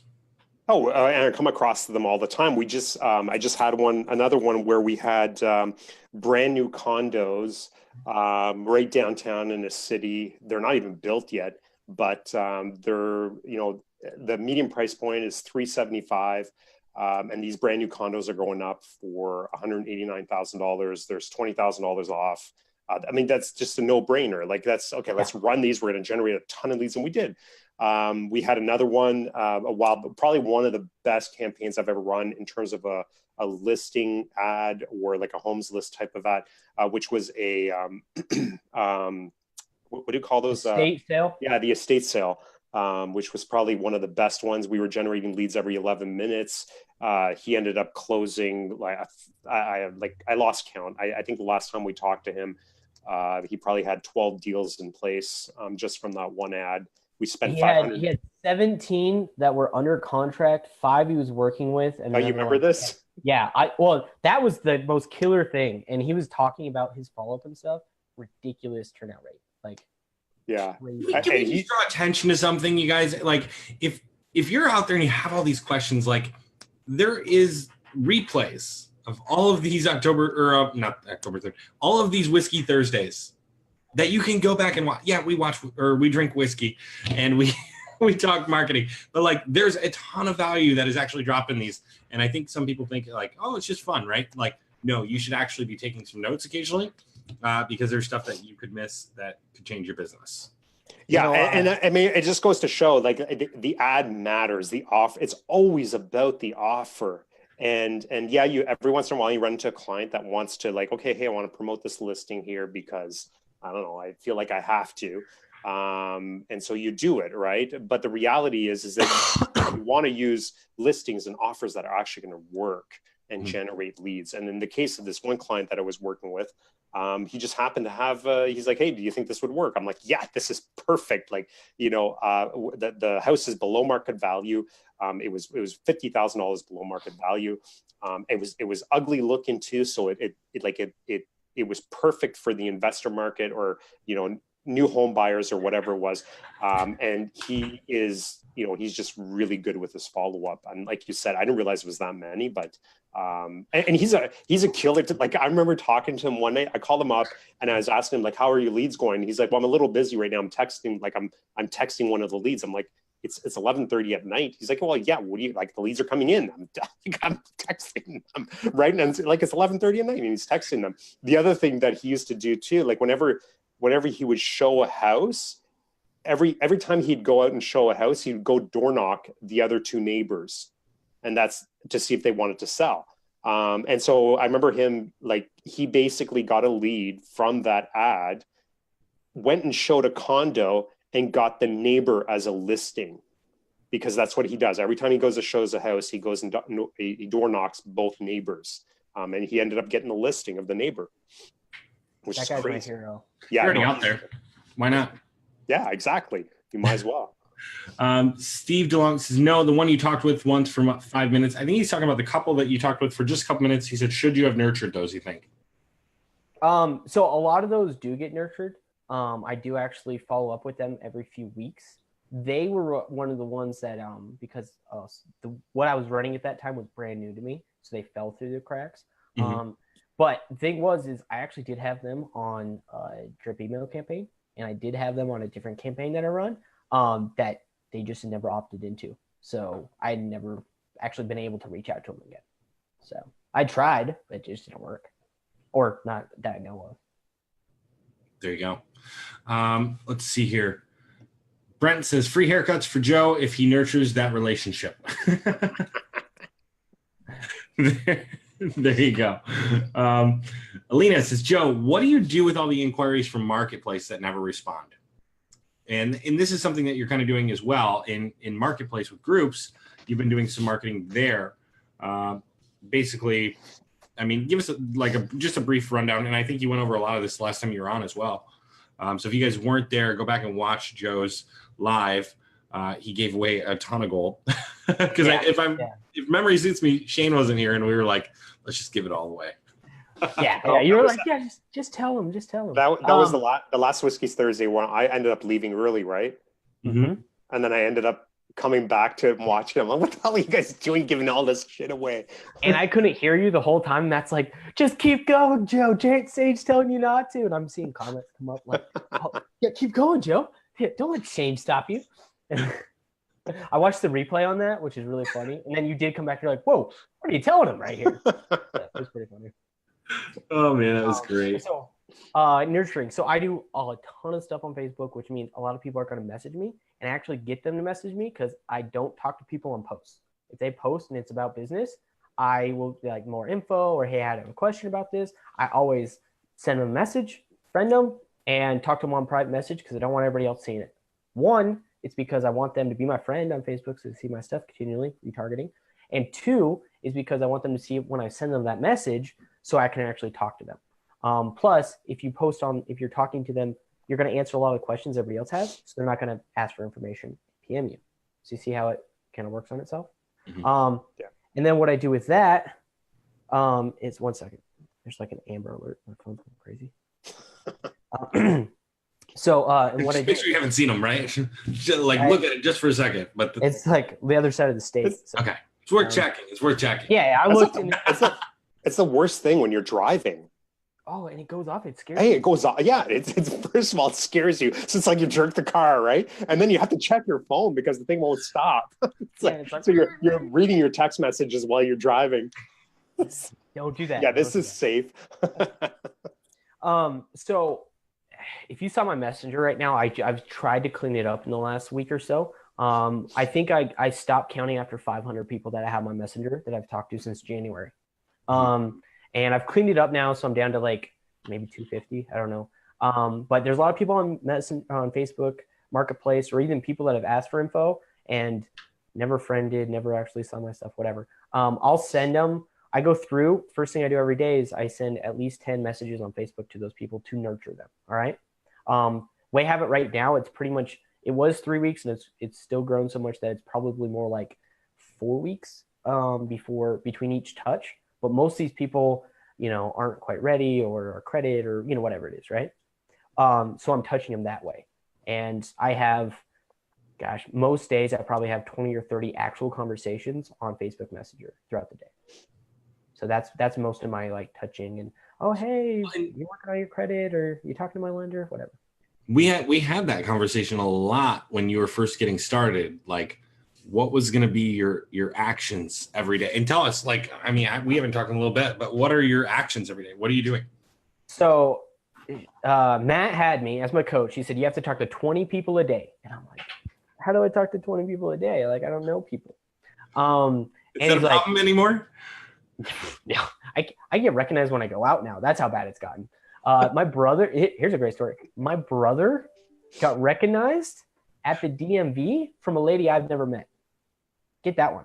Because she was like doing his paperwork. She's like, is your brother Joe Silzell? And he's like, creeped out. And he's like, yeah. And she goes, I know him from Facebook. He does such funny posts. I love his videos. And he tells me, I'm like, look, he's like, tell me the name. And I'm trying to find it. I look it up on Facebook. And I'm like, oh my gosh. Message her again. Because I'm like, oh, hey, hi. She's like, oh, I just saw your brother the other day. I've never met this woman in my entire life. She thinks she knows me. 100%. She likes all my videos. She likes all my stuff, and like never met this person. So yeah. In all fairness, I told you like that was probably what is gonna happen if you continue doing this. Like that was the goal of the course was that this was to happen. Yeah. So what Matt said was you need to talk to 20 people a day, and 10 of them need to be new people. Okay. It's hard to get 10 new people, especially when you're talking to 30 that you've already talked to. But that's not necessarily a problem, right? So that's what I started doing. I started making phone calls. I started, Facebook. I was trying to figure out, and this is what I worked with Matt, was how do you get to talk to that many people so you have that many closings, right? And then it became, pretty soon it wasn't, making 50 phone calls to get to talk to 10 people and then, reaching out to other people however way you could. Well, and you started there. You started with cold calling, right? Yeah, I started with cold calling. Worst decision of my life. Like, it was terrible. Like, god awful. God, that was so bad. Like, I wish I could go and slap that guy 6 months ago. Like, and then I started Facebook calling. And at first it was really hard because you feel like you're cold calling again, right? Because you're just calling random people. Hey, do you want to buy or sell a house? I have no idea what I'm doing. You want to help me out? But what you end up doing is pretty soon you know what to say because you have scripts or dialogues or whatever the hell any marketer wants to call them. You're having real conversations. You're building real relationships, and then it goes from a phone call to a meeting. Yeah, and then it goes from a meeting to a client to a closing to all that other good stuff, right? But you need to talk to a certain number of people. And I just listened to a YouTube video, and the guy was talking about it. He goes, if you say you're going to, and he used 20 people, he goes, you say you're going to talk to 20 people a day and you only get 15. You might not think that's bad, but let me show you. And he does the numbers of how few people you talk to after a year. If you go from, instead of talking to 20, you talk to 15 a day. And it's ridiculous. You miss out on like 4,000 people in a year or whatever it is, And he's like, I'm like, wow, that is totally true. So you need to talk to a ton of people. And the best part is I've had people that I've met with that aren't qualified refer friends and family.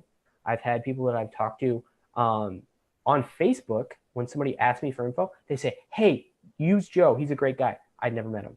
I've had people like comment other people's names in my posts saying, hey, I talked to them. I think they might be buying. You want to reach out to them?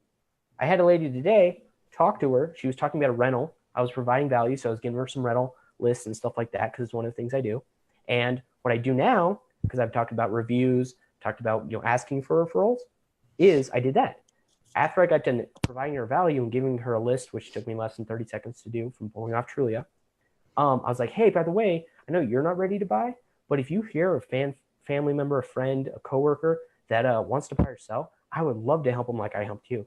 She's like, you're so nice. Of course you will. Actually, my sister, her boyfriend has a really good credit score. I think they might be looking for a place. I was like, awesome. Why don't you send them over and I'll see if I can help them. She's like, say the line you used one more time. Which one?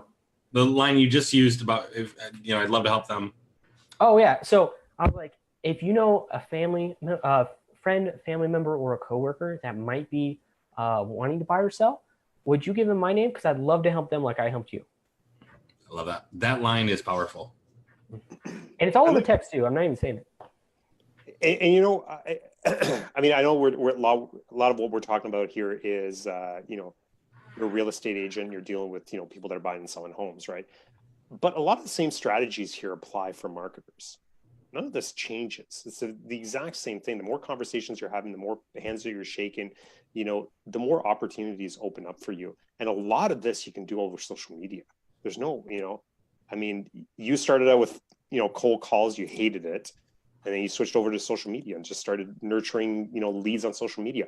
It's what I've done to build up my own business. Matt's done that for the past 6 months or so and has quadrupled his business. And it works. But the reality is you just have to talk to more people. And as long as you can keep doing that, new opportunities unlock all the time. Quality becomes quantity after a certain amount of time, or quantity becomes quality after a certain amount of time, right? Yeah. So if I talk to 100 people and I get one closing, but now I have a picture to post about that one closing or that one client that I'm now helping, right? Or I have a one testimonial video. Well, pretty soon that one's going to turn into 2. And those 2 reviews and those 2 videos and those people that I'm helping are pretty soon going to tell me about somebody else, or somebody else is going to see those and want to work with you. Yeah. And it snowballs and snowballs and snowballs. Yeah, Love and it. same for the marketers, right? I mean, That's what I'm saying. So yeah, you you talk to 100 agents, you get one agent, you run a campaign for them, you get results for that, you post them, and then that opens up another world, right? And then you keep doing that and doing that and doing that, and keep having conversations with more and more agents and helping more agents and putting out more value and putting, guides and how-tos and talking to people and getting on the phone and helping somebody out that's having a hard time with somebody or with something, and then they refer you to somebody else. Like, you don't know what's going to happen, right? And that just keeps opening up your world to other people. And it's the way I've grown my business, the way I've grown all my businesses just over the years.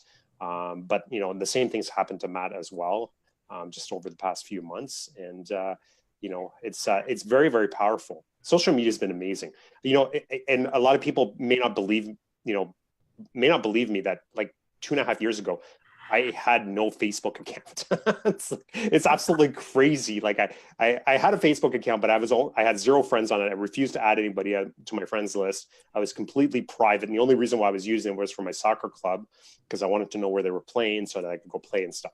But once I got into this, I started realizing how powerful it is and how quickly you can reach so many more people. And as you use them more and more, you start to unlock more and more opportunities, endless opportunities. It's unbelievable. I was talking to a marketer the other day, and I was trying to put into perspective what the whole social media does, right? Because I can only talk to so many people a day on a phone, text, email, whatever, right? But social media can be seen by hundreds of people, thousands of people even, right? So I put a 1-minute real estate tip video up on Tuesday. I shared a whole bunch of places. I got over 1,000 views and like collectively over 200 likes. Okay. Well, that means, over 1,000 people saw my face that day. I couldn't do that if I wanted to, naturally. Right. So I said, if I'm cold calling, door knocking, whatever, it's equivalent to me walking up and down the street and like shaking everybody's hand and like, hey, do you want to buy a house? Hey, do you want to buy a house? I was like, if you want to do like, social media, it's like if I was standing on top of a building with a microphone and everybody in the whole neighborhood can hear me. That's the kind of reach that you get. You get thousands of people, hundreds of people, whatever it is. You have the platform to reach more people than you can in any other way. Yep. And remember, quantity turns into quality. I love it. Mo says, do you do dual agency when you use the list of leads to get the listing, or do you use another agent from your brokerage as a buyer? Have you run into dual agency yet? I have not. What's your office policy on it? You can do it. No issue. A lot of people do it. There's actually people that do some stuff that I'm not okay with ethically, which will give discounts if you do it, which is technically unethical, but that's my little thing on it. Matt, you already said you do it, so gotcha. But I said I'll do dual agency. I didn't say I was giving yeah. You said I'll discount my price to you if you'll let me exclusively do this. I said it's a good idea. I said it's a good idea. Backtrack. Forgetting the listing. Oh, right. I'm trying to think. I don't know if I've actually ever discounted on a dual agency. I have to think about it.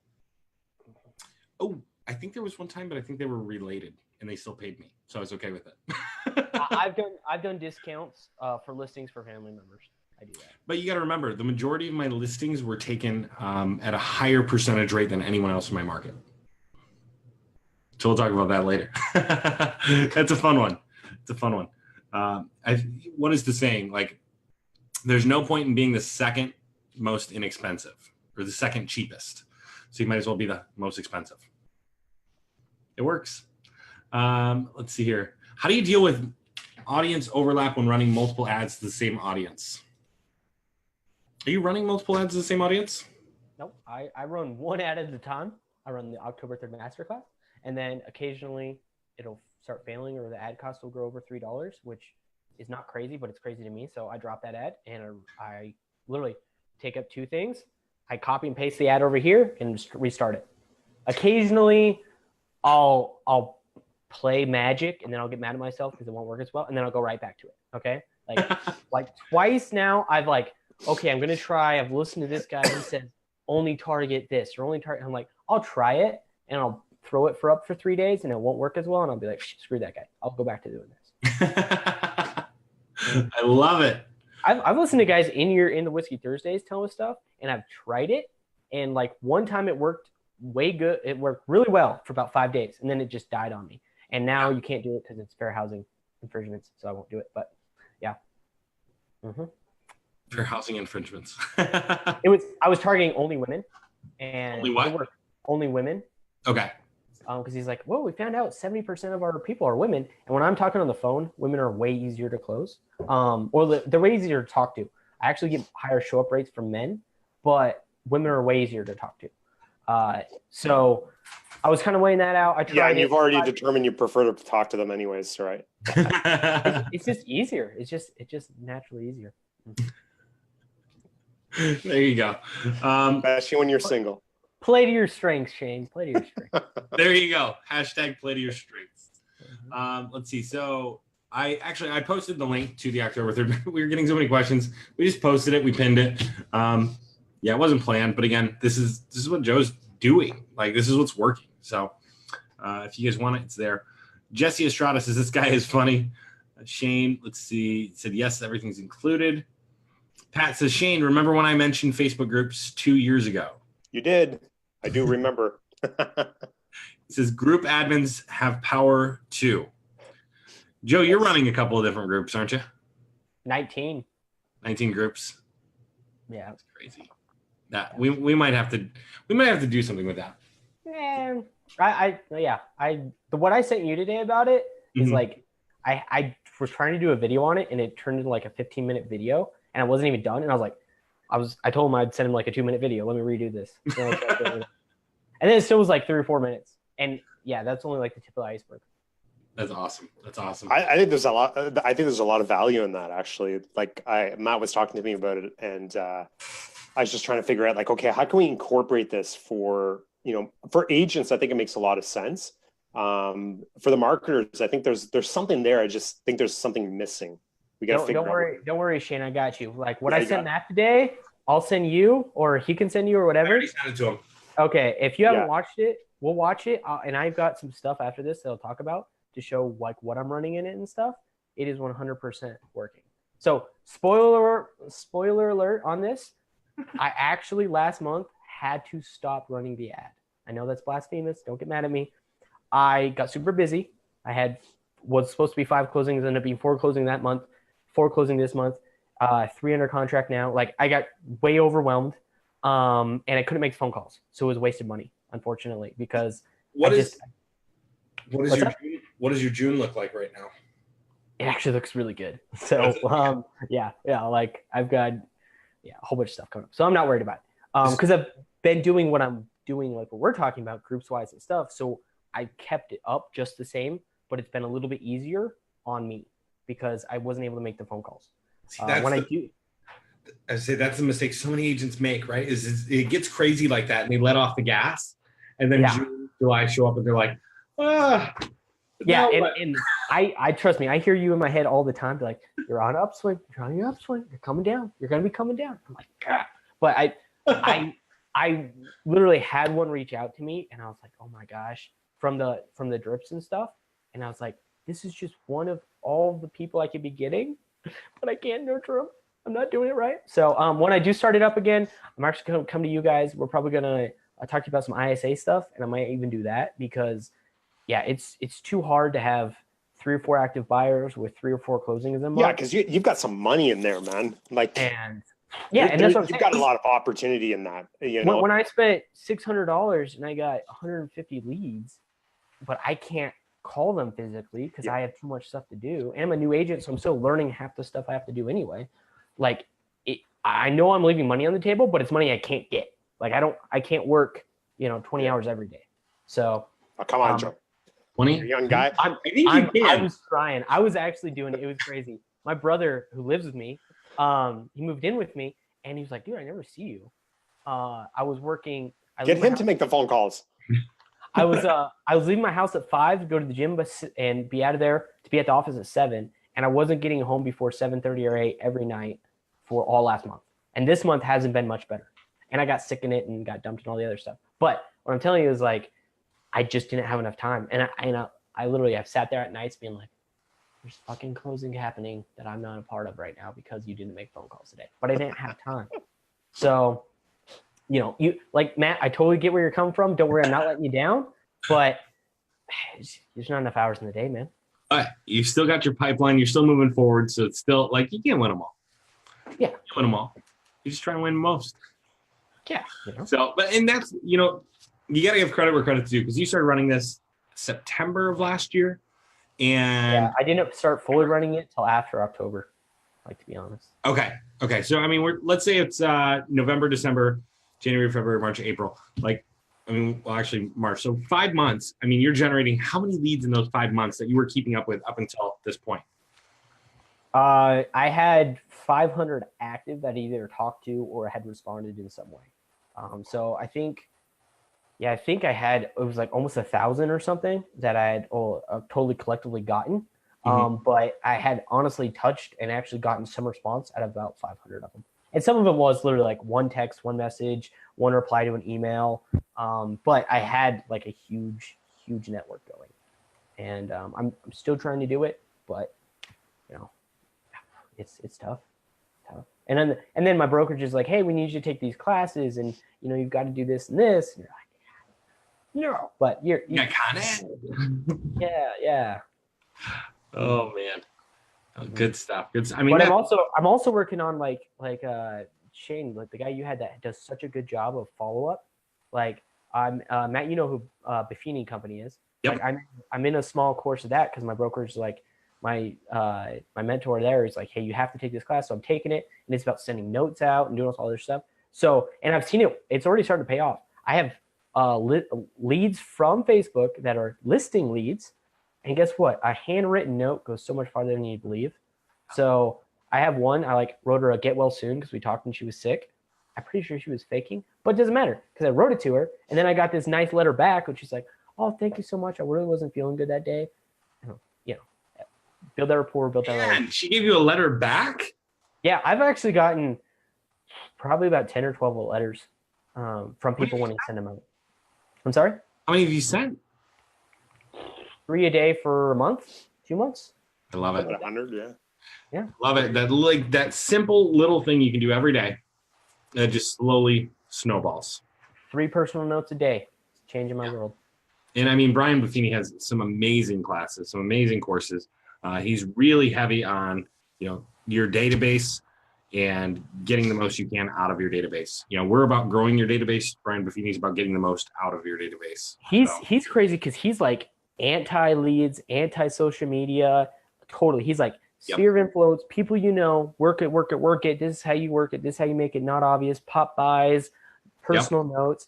And what I think is a hybrid between those is what's going to change the game. Because like Shane's guy, he knew how to do the follow-up. He knew how to make relationships. He knew how to do all that.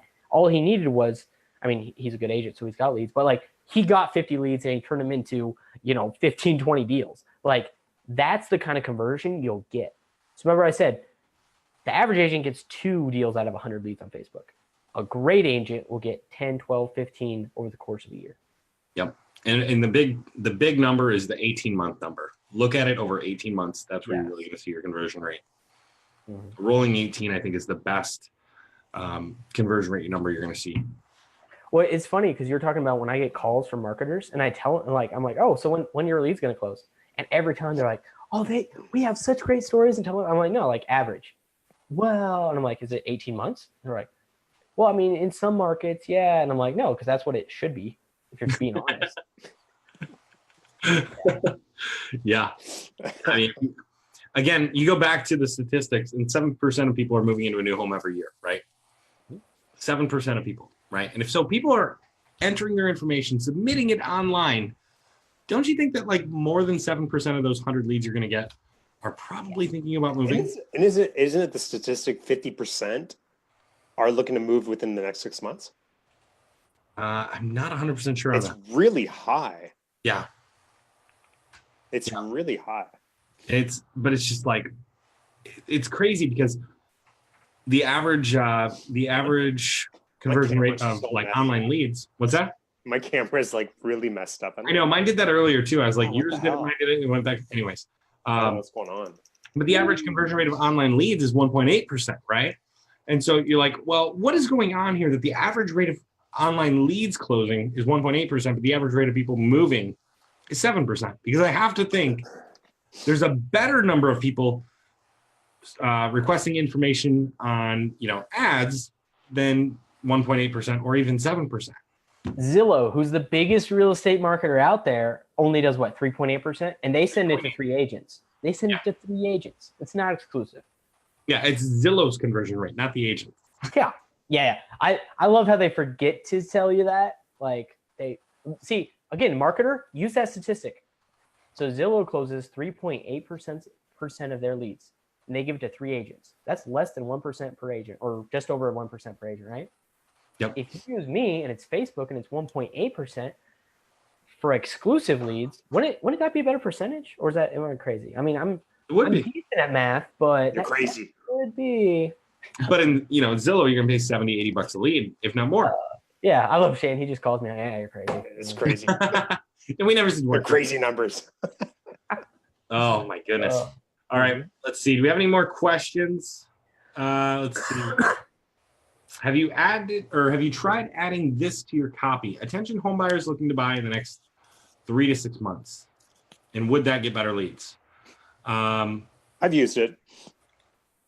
Yeah, did it work? No, I've never noticed a difference. So I've used something similar to that. I didn't not like that in the first sentence, but like, hey, if you're looking to, buy or sell in the next 3 to 6 months, click the button below or something like that.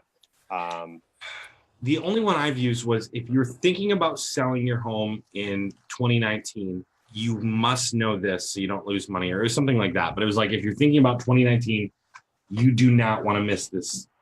Yeah. So I've a lot of times what I'll do if it's the new year. So like in the past couple months, what I'll do is I'll ask a question like, hey, are you looking to buy or sell your home in 2019? Like, I'll typically start off with that.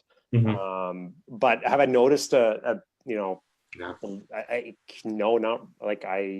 lead quality is the same. It's the same thing. And it really depends on the agent on how good the follow-ups are. I mean, we had we had AJ on here, closing, 20% of his leads. We've got another client that's doing 50% of his leads. I've got another client in that's like almost 1 out of every 2 leads that he calls, he's booking an appointment. Like, it's absolutely crazy, right? These guys, and one out of every 2 leads that they connect with, they book an appointment. Mm-hmm. Like, they are. I mean, it really, really depends on the follow-ups. Well, you clicked on an ad. You're standing in a field. You raised your hand and said, "I want what you have." If you're good, you can go slap their hand and say, I got what you have. Let me help you. That's what you're trying to do here. So if you're good at it, yeah. They reached out to you and said, I want something. You just have to give it to them. I mean, we had an ISA consistently booking 30% of all connected leads. What were they originally booking? Okay, yeah, whatever. Okay, like, fine. We were doing 10%. I have my heart around here somewhere. I'm going to. We were doing 10%. Then we hired Matt to do some coaching with us, changed up our scripts, and we were booking at 30%. So yeah, we had one ISA booking as high as, like, consistently at 30%. Some days almost at 50%. So like, out of 10 leads, we were booking, and those were in-office appointments. So. I mean, the lead quality is good. And those were like just off basic home lists, campaigns that we were running back in the day. Shane, remember what you said to me, or somebody had a question earlier about what is the best masterclass, right? And I said, you have to have 2 or 3 of them put together. And that's what you just said. You had the same lead quality in all those earlier campaigns. But once you had the conversion side of it, all of a sudden your percentage of booked appointments will way up. And that's the difference. Now, I will say that the type of lead that does come in from the October 3rd masterclass compared to a homes list lead is very, like, we do notice a difference, because with a homes list, what we end up having is you're typically putting together, homes under, 350,000 or homes under 400,000. So you don't get the other spectrum of people that are looking for houses in the 500,000 or 600 or 800,000. with the, this other campaign that we run now, we get leads in, that entire range. We get leads that can't afford a house. We get leads that can't get approved, but then we also get leads that are looking for 400, 500, 600,000. And actually the record just got broke yesterday. Twice. Steve got a lead. Steve from our beta group got one lead for 1.5 million for his client that they're working with. They're working with, not that they got, that they're working with, if I remember right. And then the other lead was 2.8 million. Yeah, that they're working, like, huge. Holy cow. Yeah. Now, something else that I've noticed, I just mentioned this too, that I've noticed that leads are very, very difficult to convert when you're using listings. They're much, much harder to convert. They've always been harder. If they were listings or a homes list, it was very, very different, a very different type of lead. And I think, like Matt, you've gone into this where it's like you need to know how to pivot from somebody that's not looking for carpets on the main floor. Do they have a detached garage or attached? Right. So, you need to be able to move that lead from that listing that you've shown to another property that they might be interested in. So all these other campaigns that we run, which are, homes lists or the October 3rd masterclass, you basically give them whatever you want. Like, okay, what are you looking for, right? You just step through that script and then you can actually find them something that's customized exactly what they need and what they want, right? Within the budget that they need. So, well, I think what's so cool about the October 3rd masterclass is that earlier I said it was kind of like a magic 8-ball. You shake it and you don't know what's going to come up. There's an old Family Guy little skit, and they go to like one of these seminars to sell them on timeshare. And at the end, they're like, you're going to get this boat or scooter or whatever, or you can have what's in the mystery box. And they're like, oh, I mean, I could get the boat, but a mystery box. But mystery box. And then he takes the mystery box and it's 2 cheap tickets to a comedian. And that's the thing. Yeah, Matt, that's actually really funny toward you. But that was the funny thing is with October 3rd, you weren't nice. The October 3rd, it's a mystery box. Everybody wants a deal. Everybody wants to, like, I'm going to be the guy that gets over on the system. I'm going to be the guy that gets a great deal. And that's what you're providing. It's the, like, I don't know what it is because it's not necessarily the one in the picture, because that's what a listing is, right? You're like, hey, everybody that fits in this perfect box, you're right here. But with the mystery box, it could be anybody. You just open it. And they're thinking the same thing. I don't know what's going to be in this list, but I want to see it. And that's the best part because it's a great offer. Yeah. No, I love it.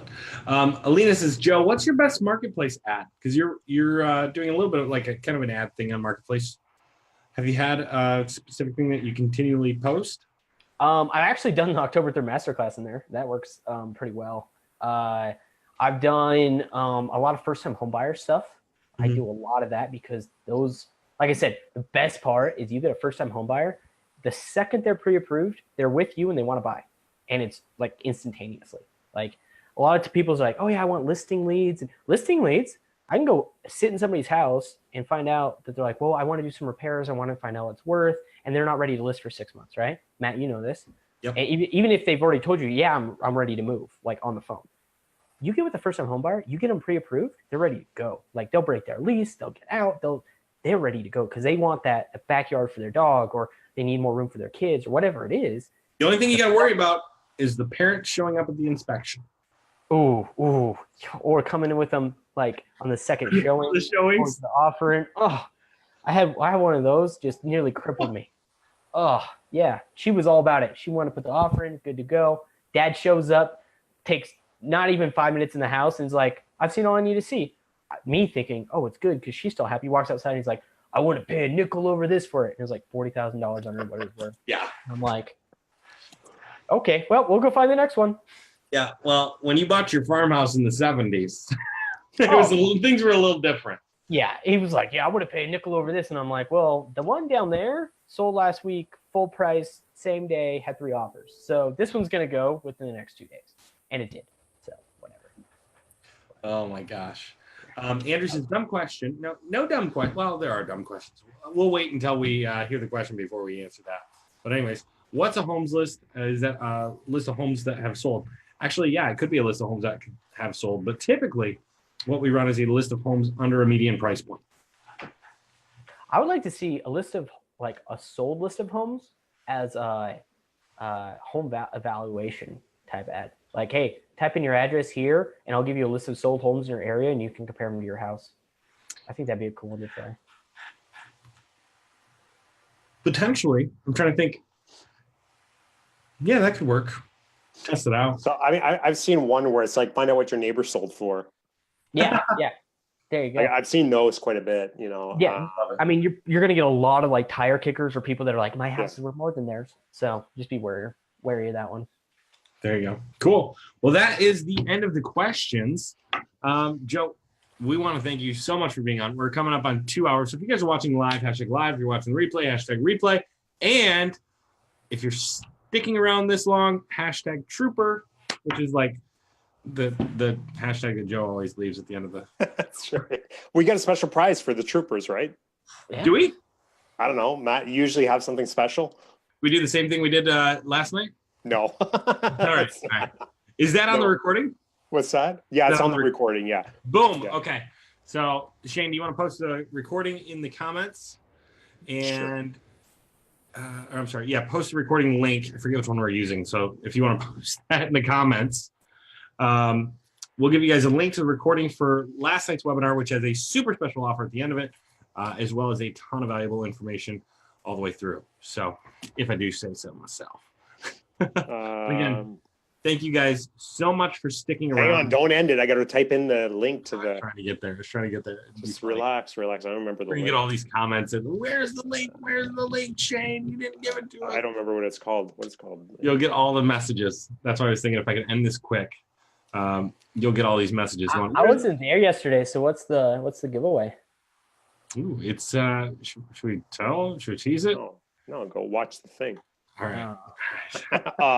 You already have it anyways, Joe. Yeah, I'll go watch it. I'm gonna watch replay anyway. You already have all the stuff, so you don't have to watch it. The beta program gets everything way early.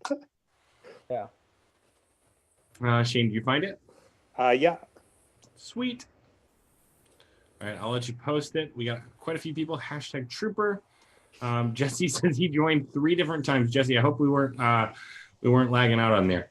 So let's see. For last night's recordings, there you go. leaddiag.re8.me. And we're going to change that to the pinned comment. Boom. So check that out.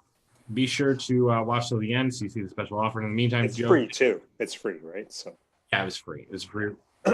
Yeah, lots of value too. I think it's great. I've watched hundreds of hours of YouTube. I've been in other groups. This is the only group that gives away free stuff, and the stuff that they give away or you pay for is better than anything else I found out there. Like by far. Not even kidding. Not even because like, hey, it's working for me, but 100% because it's working for me. Okay, just go try it. Go get out there. Find some people, be good marketers, be great agents, and just use their stuff. It'll go great. Love it. Sweet. All right. Well, thank you guys so much for being on. Shane, do you have anything to say? No, Joe, thanks a lot. I really appreciate all the time. 2 hours here. It's been great talking to you as usual. And I can't wait to see what ends up happening here over the next few months. Yeah, I'm excited as well. I'm going to see how many deals you get done in your first month. You guys make sure to comment below how many deals, or not first month, first year. How many deals do you think Joe is going to lock up the end of the year with this year? I think we should do a little draw here. Like if Joe hits like 52 deals, he's going to give away $500. It'll be like 25, maybe 30 deals. Yeah, I'm not gonna hit 50 this year, but we'll try. We'll talk. That's still a great. Make sure you stay on the line. We'll talk. Yeah, about that 50 number. But in the meantime, again, put your guess. How many deals do you think Joe's gonna close out the year with? Let's see what everybody thinks. I'm gonna say 52. 52. All right. I'm not gonna put mine out there yet. 52. Come on, put a guess out. Oh no, you're not gonna play the game. The conversation afterwards. We're going to talk about a couple things, see if he's going to implement or not. All right. Thank you guys so much for watching, and we will see you next week as well as in the group all week long. So take care. Give it a second. Hang on. Let's see. 3, 2, 1. We done? We're done?